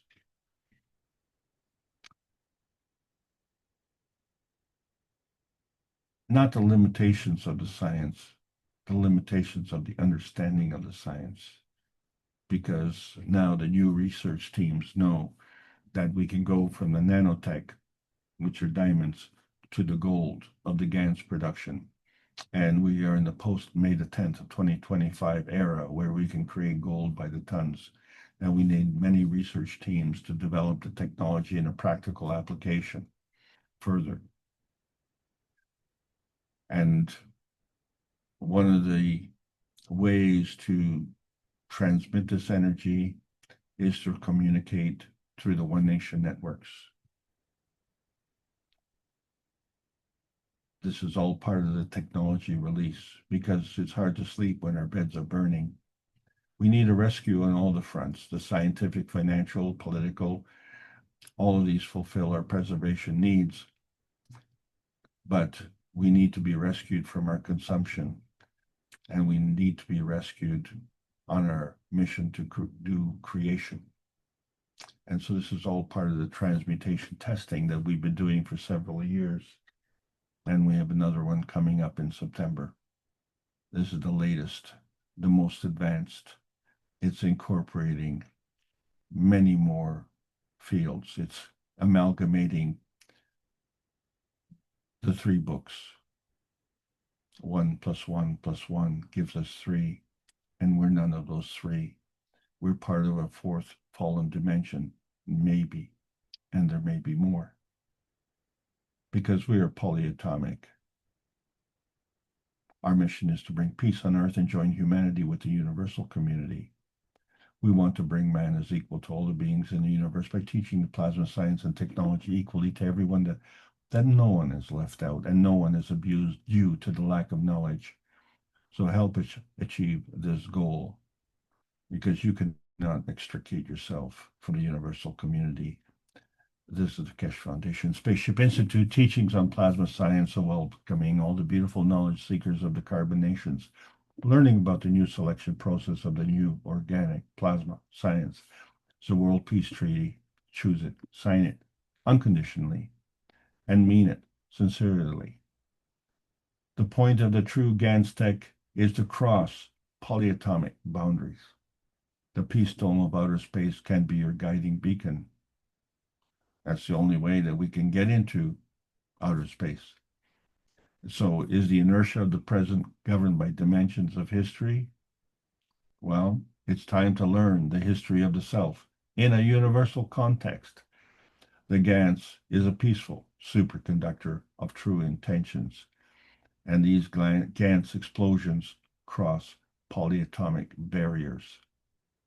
Our gravitational confirmation is the proof.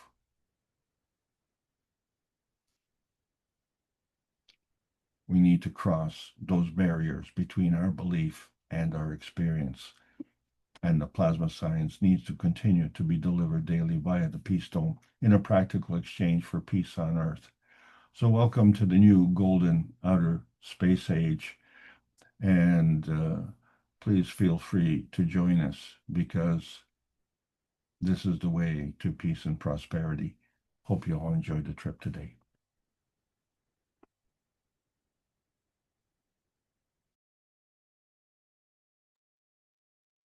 Thank you, Alex. And again, I was just thinking, man is the only creature in the universe to have this emotion of greed. This is a real blooper on behalf of the creator, I guess. That only man has come into this sort of greed, but as he said, we can transfer it to the others too. So this is a real shortage of fields, even though there's so much beauty and beauty in the matter state. As he said, you don't think the creator makes mistakes. It's called mankind. So this is what they're starting to process out, and I think it'll balance many things out on this planet if the greed is eliminated. You certainly won't have the need. But let's go to our participants and see if any have any questions. Thank you, Alex, again. Would anyone like to raise a point? And of course, the beauty of it is it's getting processed out as we speak, I think. As Mr. Keshe indicated, look at yourselves in the next days and weeks and months and see what has changed.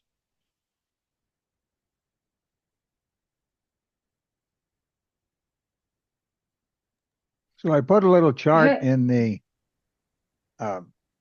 chat group that, we're basically walking Kohan, 65% oxygen, 18.5% carbon, 9.5% hydrogen, 2.2% nitrogen, all the other things. So as Alex said, we're walking plasma reactors. So the thing with all the beautiful charts Mr. Keshe has been showing us that we're doing in the energy state, in the universal plasma state, we're learning the human body is more than just flesh and blood, aren't we? A beautiful reactor built by the creator himself. But apparently Exactly. It still needs a bit of correction or enlightenment. Well, let's just call it good maintenance. Yeah. I think somebody else wanted to say something. Go right ahead. Hello, everyone. Yes, go ahead. I listened this week. It's not from the Keshe Foundation, but I'd like to discuss because the guy was explaining that we don't have only 118 elements in the periodic table. We have 144, and the differences of these elements is not visible. It's energy. Do you know something about that, Alex? Oh, well, one of the things I do know is that there are other elements in the universe that are not present on Earth. So that does take off the top limit. The other thing is that many of the elements that are at the higher end of the periodic table are in as isotopes. So they're more in the they're very unstable in terms of their physicality. Sometimes you have to see something that is there not by its presence but by its absence. So when scientists are looking at something and they can't explain it, it means that there's something impacting their observation, but they can't see what it is that is impacting. And the way we interpret the scientific information in the scientific community, it has to be verified and validated by man-made means. This is highly restrictive because it implies that the universe is man-made. And of course, that is patently false. Actually, it's not even patented, it's false. The thing is that to put that kind of restriction is that feedback dominant point of view. And what you've just said is that it appears that other scientists are showing that there are other elements that are not represented on the periodic table of elements. And we shouldn't be surprised at this because all of the elements on the periodic table of elements came together as a result. So we did not go through these elements numerically, even though they seem to be sorted out numerically.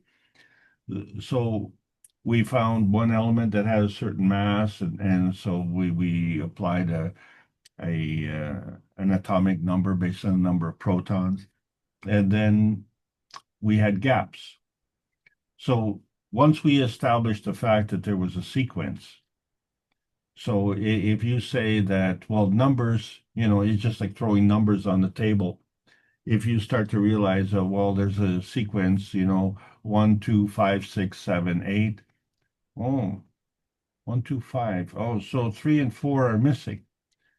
Well, if you understand that 3 and 4 are missing, then you're going to go look for that. If you don't know that they're missing, then you're going to say, oh, well, I know how to count 1, 2, 5, 6, 7. Wait a second. You're not counting properly. And then if you become stubborn and say, well, that's all I have. And you say, well, what about 3 and 4? Well, I don't have that. So you disavow that. You fail to acknowledge its existence. You just kind of like write it off. Well, we've now come to the point where many scientists are wanting to find if there are more elements, because if, and you said the number 118, I think, so that means, why is 118 the highest number? Is it the highest number? Could there not be a 119? And if there could be a 119, maybe there could be a 120. Is it possible that someone discovered this 144 and they said, oh, you know what? Between 118 and 144, there's a lot of numbers missing. These also could be elements. So maybe we should start looking for them. So this is how the science is evolving. The fact of the matter is that in order for science to take into account and still abide by its limitations, that is to say, verification and validation by man-made means, that may not be possible. And we know that is true because we're still having trouble understanding how babies are born. And it's more than just a glint in daddy's eye, isn't it? So yes, we have to take more into account. And at some point in time, we're going to have to say, well, you know what? You've put limitations on our knowledge, and we don't need those limitations. And then we find that there are those who are insisting on keeping those limitations. And that introduces a whole new aspect. And you say, well, in the interest of science, you wouldn't have those limitations. So the implementation of those limitations, therefore, would not be in the interest of science. What interest is it? So now we've introduced a new question. And regardless of whether or not how many elements, if 118 is the largest or 144 is the largest number, regardless, we now know that there are artificial limitations. That is the artificial intelligence. The real intelligence is coming from the creator, and we need to patch into that. So it's an excellent point you brought up. Thank you. Right, and as Mr. Keshe pointed out to us, that table of elements, as we start to explore space, will grow into the upper 4-digit numbers. And as he also showed, we don't even have to go out into space to mine them. We can create them right here, as he showed, creating things that they're not even sure what they are so far in the material end. But that periodic table will grow into the upper 4 digits, as I understand it.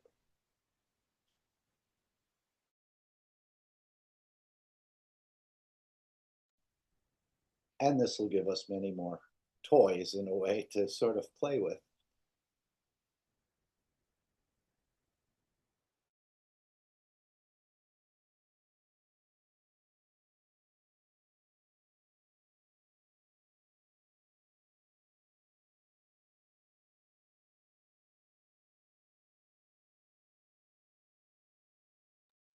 And I put something in there. How can Mr. Keshe state Iran is 50 years ahead of the rest of the world in nano coding?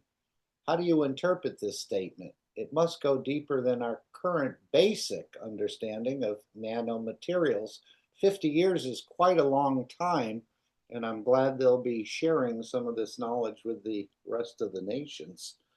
And of course, Randy put something in here about the medical that will be coming out about this tripartite cooperation agreement has been signed to advance Iran's position in plasma medicine, aiming to develop innovative healthcare technologies and improve treatment protocols. Randy, do you want to add anything? How did you come across that?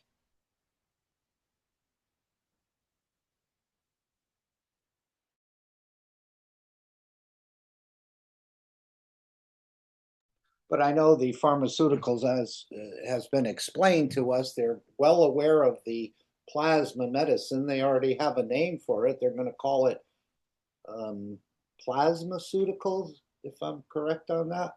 I know Mr. Keshe had mentioned that in the past, and this is some of these energies, as we showed in Keeping the Keshe Foundation Free, melting kidney stones from 10,000 kilometers away, and other things. And everyone wants to obviously be more healthy for the most part, even maybe they don't know how to achieve it. I think these energies will change some of the positions within us, again, just by introducing a different energy.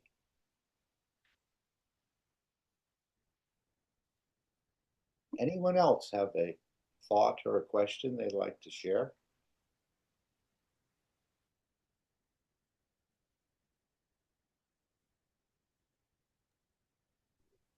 So what about this? I guess nanomaterials, they're not all made the same, or there's a much deeper understanding of this, Alex? 50 years, as I said, is quite a long time. Well, it's an arbitrary number, isn't it? Because it only refers to the number of times the Earth goes around the sun. The point being is that when we're talking about orders of magnitude, so that's 10 times. So if if you're making a physical advancement, you'd be moving 1 year, and if you're making a plasmatic advancement, then you'd be moving 10 years. So it stands to reason that if you're looking at a practical application, from the time you go from the design or the concept to the manufacture of a physical item, it might take 5 years. But if you're going to do it plasmatically and you're going to insist on doing it physically, then it is going to take you a long time.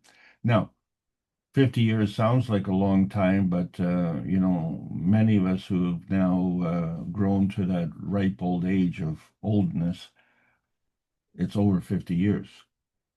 And I never thought that, in 50 years, we would have, I'm going to say, disappointing progress, because I remember how excited I was as a teenager, and this is a fact. We had announced from the University of Toronto on the front page of the Toronto Daily Star the flat screen TV invention. I was 16 at the time. That was over 50 years ago. It took us, I'm going to say, about 40 years to get that into the mainstream. Now when you go into the electronics store to buy a screen, they're all flat screen TVs, aren't they? They're all flat screen monitors. It took over 50 years to get that into the mainstream. It seems like an unusually long time, but you have to ask yourself a question as to why. And one of those reasons why is because the people who are making the regular cathode ray tubes did not want that to come. So the desire of a few restricted the desire of many. And that's just not right. That's what happens if you're talking about orders of magnitude. So the desire of a few is also a lower field strength. The desire of many is a higher field strength. So we need to understand that we're all in this boat together, and so deciding to each go in our individual ways is part of the divide and conquer mantra, and we need to work together. So it's kind of interesting the way Mr. Keshe is conducting his life now. He's suggesting that you won't find a signature on any bank account with his name on it. With dollar holdings, I think he specifically said. Yeah. So wrap your head around that one if you can.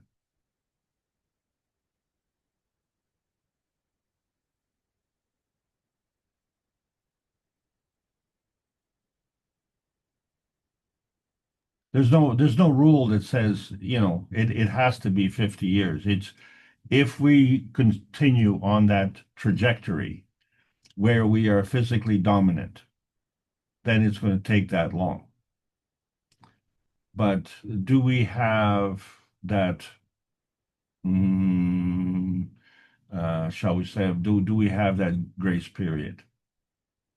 It appears not, because there are a few who are quite unhappy with this situation. And as confounding as it is as to why this is happening, it is happening, and we have to be, aware of that happening, and basically we have to figure out how we can do this. And so clearly, the physical way is the slowest way, and the plasmatic way is the fastest way. So we have to decide which network we're going to operate on, the slow one or the fast one. And now we have a choice, because that technology is in the hands of humanity. When you look at the historical situation, this should be easy to understand. As you know, that the bombing in Hiroshima was the first man-made atomic bomb. It was not the first atomic bomb. So it seems to be that we have a new man-made solution, a first at hand. It also seems to be the first solution at hand, notwithstanding the solution from the creator.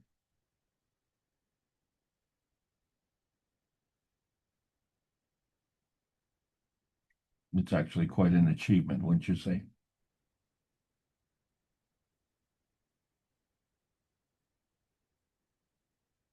Yes, and this is one of the shortcomings of the West, apparently, because, if I was building these tube televisions and I built a factory and I borrowed some money from the bank and the rest of this, I certainly don't want to see a new technology come in because I have to pay the bank wants its money back. And the only way I can pay it back is to sell more of the tube televisions.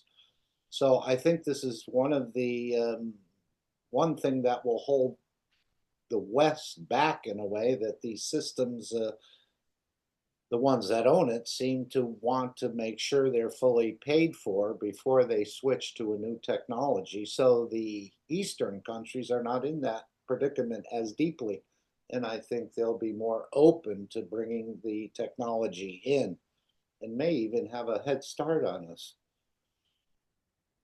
Well, yes, but we have to remember that the technological innovation was motivated usually by military activity. So it behooved a military to incorporate advanced technology in order to win on the battlefield. Well, we've come to that point now where mutually assured destruction cannot be mistaken for winning. And so that method of measuring our success is actually fundamentally obsolete, and it's a man-made obsolescence, isn't it? Because we've come to the point of mutually self-assured destruction. It's in fact it's automated, so there is no winning a nuclear holocaust. The notion of winning is how shall we say is a false notion. So we if we continue in that path, then we are assured to fail. So if you know that, why do you continue in that regard? That becomes the ultimate question. So we can no longer be bystanders and let that happen. Through the practical application of the technology, it enables each of us to participate in the solution. So every one of us that participates in that solution, we become one less problem. Another question in the chat: does it take a long time to become a master of these understandings? Maybe shorter with the use of the cosmic ray technology, transfer of knowledge or enlightenment. And this is what I think is happening in the background. We are being enlightened as a gift in a way from the creator. So in the matter state, yes, I think it does take a long time. But on the other hand, even the creator is still learning. So do we ever reach a full understanding? So this is a very good question, and I've asked myself this question because it's kind of front and center for all of us right now. There was a time that a lot of people, let's say, for instance, one addiction, some people want to quit is smoking, and in my case, I quit smoking 4 days before New Year's. And so I went to a New Year's party, and it was really strange. Everybody there was smoking 1 and 2 cigarettes at a time and, exclaiming how they were going to quit in the morning, as part of the New Year's resolution. And when they found out that I had quit smoking 4 days prior to the New Year's party, they said, well, wait a second, that's not the way we do things. You know, if we're going to make a New Year's resolution, then the threshold for smoking and not smoking is going to be, New Year's, right? So, at around 11 o'clock, people are huffing and puffing on their cigarettes, so, assuming that after midnight that they will stop smoking, or at the very least, they'll extend it to the morning, the morning after, right? And when I look at how I quit smoking, I quit cold turkey, and how I was able to do that was because I made a promise to myself. And, when you make a promise to yourself, it's hard to cheat, oh, because that means that your promise has no sincerity, right? If you make a promise, then the true intention is to keep that promise. And if you're trying to fool somebody and you hide behind that, veil of deceit, you think you can get away with it. But there is no veil of deceit for when you're promising to yourself. So, what's the point of making a promise then? So I made a promise and I kept it. And I did, and I'm really glad that I did. Because at that time, the price of cigarettes was going to go to over $2 a package. And, I think it's pushing $15 a package or even more now today. I don't know. So that just goes to show you. But now the question to me comes, am I going to be able to quit eating cold turkey? Can I do the same thing? I'm confronted with that every day. And, at least in the last 2 years, and I know, I know your story, Mark, you've been telling us publicly often, we've all cut down on how much we eat, but, we still eat. So when will we cross that final threshold and do that? And how long is it going to take? Are we going to have to do it cold turkey, or can we do it gradually? I don't have the answer to that. What do you think, Mark?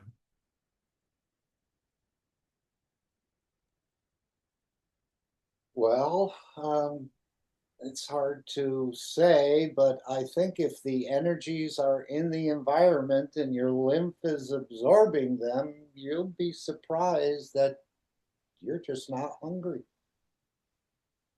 And as that process continues, even if you do eat, it would seem like the amount is reduced. I know for sure I was thinking about waste in the landfills. I'm not taking out my recycling can or the garbage can maybe now once every 3 weeks, sometimes 4 weeks. So that's a good sign that I've reduced in a way, as he said with the gold. Or are you heading more towards the creator, or are you heading more towards the physicality? And skipping a meal or 2 meals a day, I think, is heading closer to the creator. It's not completed, but it's a process. And I think most of these are processes rather than instant switching off. As he said, you could stop eating, but at the same time, you need to know how to absorb more energies. You can't just stop eating. Or energy. Right. So you don't want to tie that to the calendar and say, well, okay, we're in the month of September, New Year's is coming. Maybe I'll target, New Year's Day, and then, there you are at the New Year's Eve party munching on potato chips, and when the clock strikes midnight, you're going to have to stop eating. That's nothing. I don't want it to be a complex or a painful process, anything like that. So we'll just let it take its course. You'd have to fight off the munchies. But we're still sticking with it. And I think it will grow. And as Mr. Keshe said, when the Indians and the Pakistanis were the same, and then they separated and one took a different energy than the other. And this is what we'll see. Our physical structure will change over the course of the next century or so, without a doubt, as these energies are introduced rather than the killing, because this is the whole idea of moving away from taking or stealing. Mr. Keshe said, I don't call it killing, I call it stealing others' energies to sustain your own. And this practice will more and more fade away, even to the point in the future where people will frown. You know how someone lights up a cigar in a room and everybody goes, oh. So I think in the future, more and more people will start to frown on people that actually eat. I think that was voiced to us through Mr. Keshe. Well, that was how I quit cold turkey, because I didn't stop with the first person complaining about smoking. There was a gradual, shall we say, awareness coming across the society, where they were discussing this openly. And so that concept came into play. And then once I was ready, then I was able to quit. So yeah, you're absolutely right. So here we are, discussing this concept. So I think once we have an environment that is more conducive to that, it will make that transition easier for us. And this 20% deficiency allocated towards consumption, it's a big gap. So, would it be possible for us to reduce that gap? Would this be proper thinking? Could we reduce that gap to say 15% deficiency and then maybe 10%? Could we do this? Absolutely. And You said we're feeding you the 80 and the 20% today in the last workshop. no, I realize that, but I mean, uh, in order to maintain a consistency and a continuity, and the only way that I can rationalize this is through the drug addiction. If you remember the first Parkinson's reversal, it took 8 weeks to reverse the Parkinson's, but it took another 10 weeks to get over the drug addiction. The gentleman was taking over 24 drugs as a drug cocktail, and so it took 10 weeks to slowly wean him off, which is what we were talking about earlier today with respect to that singular network, the turning on and the turning off, right? So if we're going to remove the external drug supplementation, then we have to replace that with the internal supplementation of whatever those drugs were trying to replace. So in other words, we have to re-engage our internal capability. So the drugs were causing us to lose the service of our capability. When we quit the drugs, we had to activate the service of our capability, right? So you can't just turn it on. It isn't like a tap and you say, okay, well, uh, I now will turn on this capability when the body is not conditioned. The thing about the body is that it takes time for the body to heal. So we've noticed that with the transmutation training, at least I've noticed the soul can react instantaneously, but the physical body lags behind. And, in my own particular case, I have seen reactions sometimes delay 4 or 5 days after a transmutation session. So that just goes to show you that the physical manifestation of the benefits have a delayed result. And as long as I don't put a time limit on it, and then all of a sudden I turn, oh, I'm feeling better this way, or I'm noticing something has changed this way. But because of the lag between the number of days, we forget the connection. And for a lot of people, this is a matter of convenience. Say, well, I did this process, and then a week later I got a reaction, and you don't tie the two together. But now we are becoming more observant, and we're saying, okay, well, I went to the transmutation test on Friday. What's, my viewpoint on Monday? And is it connected? Oh, yes, it is. And we can see that now. And I think all the knowledge seekers are seeing that connection. So it's all part of our awareness. Once that awareness becomes activated in that regard, then we start to extend that to other fields of interest. And that's what's going to accelerate the transition, the paradigm shift, if you will. Back to you, Mark. Right, just like the cars, if the car has no gas, it doesn't run. And we could never imagine running a car without petrol. And we haven't imagined that we can run our system ourselves without eating, or with less eating, perhaps. And this is a definite, it's definitely on the card, and it's definitely being shown. Slowly, step by step, they'll introduce more of these energies into the planet that the lymph will pick it up without having to pick it up through the digestive system. This is the way I'm seeing it.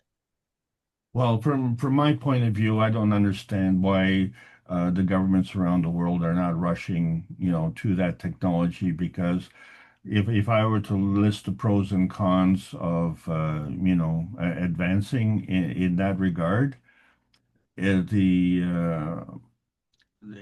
a no contest. So it defies logic, which means that there is another reason. It's not a logical reason in terms of the technology, but it's a logical reason with respect to why the resistance is there. So this is now what we have to take into account. It is no longer adequate enough to say, okay, well, we have the technology, you know. Because they're using it to cause mayhem in many places around the world. The shipment or lack of shipment of grains and other things, we can use that to cause chaos in your country. So they don't want to, at this point, feed everybody through the fields. That takes away one of their arms, in a way, of control. Yeah, no, that's exactly right. So if we want peace and prosperity on this planet, we have to recognize that we're part of it. We can't extricate ourselves from it. So the intention has to come first, and that has to be spread across the entire population.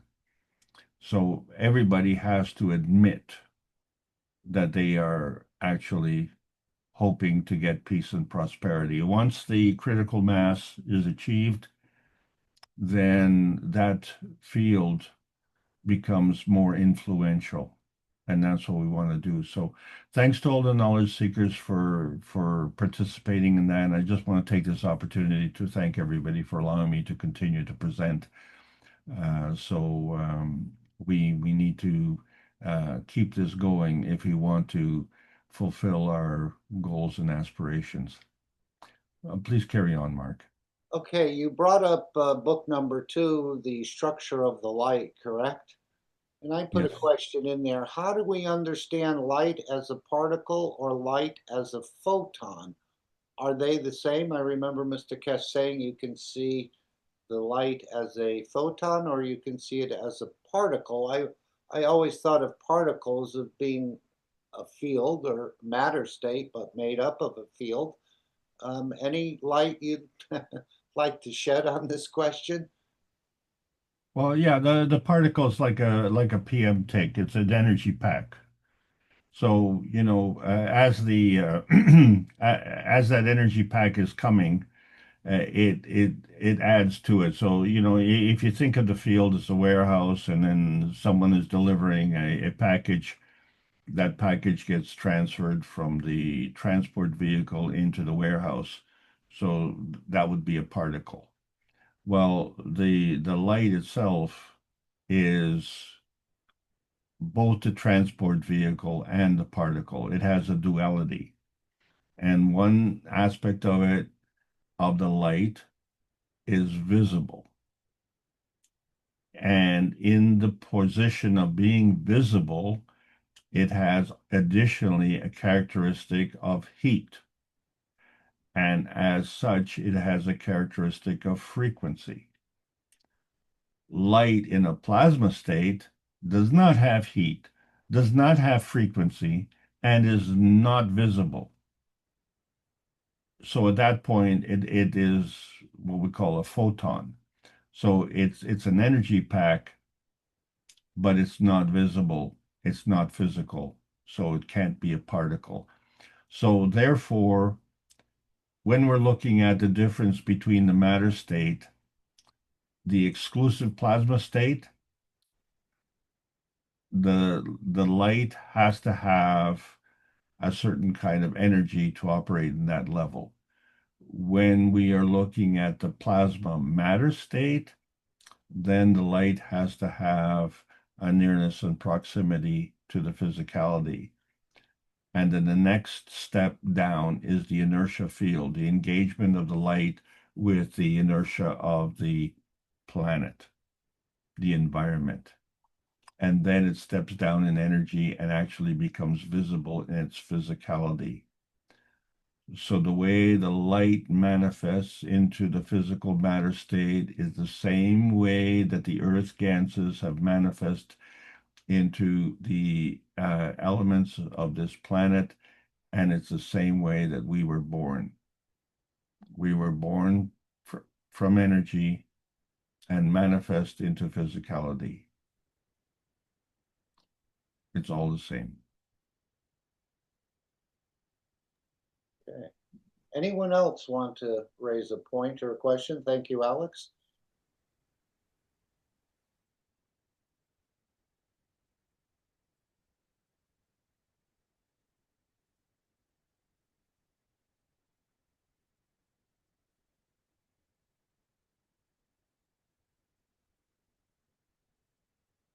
All right, I'm not hearing any further responses, so perhaps we're satisfied today. Go ahead. I see you've changed the screen.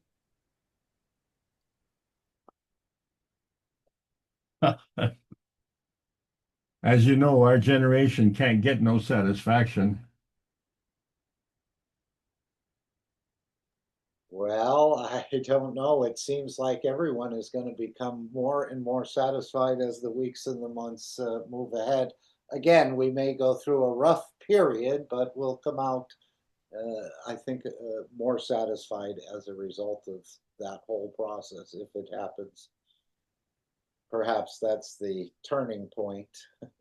Gee, that's been, hasn't that been in the news lately with this Charlie Kirk turning point? Oh, I don't want to go there. No problem. All right, anyone else want to bring anything up before we end the session? I want to thank everyone for being here. Again, we're all carrying a very small corner of a huge, huge carpet, but we're in the process of that expanding as well. As more and more people get touched by this knowledge and they become a bit more enlightened, this whole process will congeal into that one nation, one planet, one race for world peace.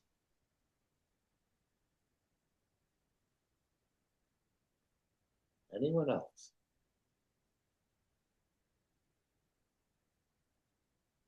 And of course, again, I'll just bring up the three wise men.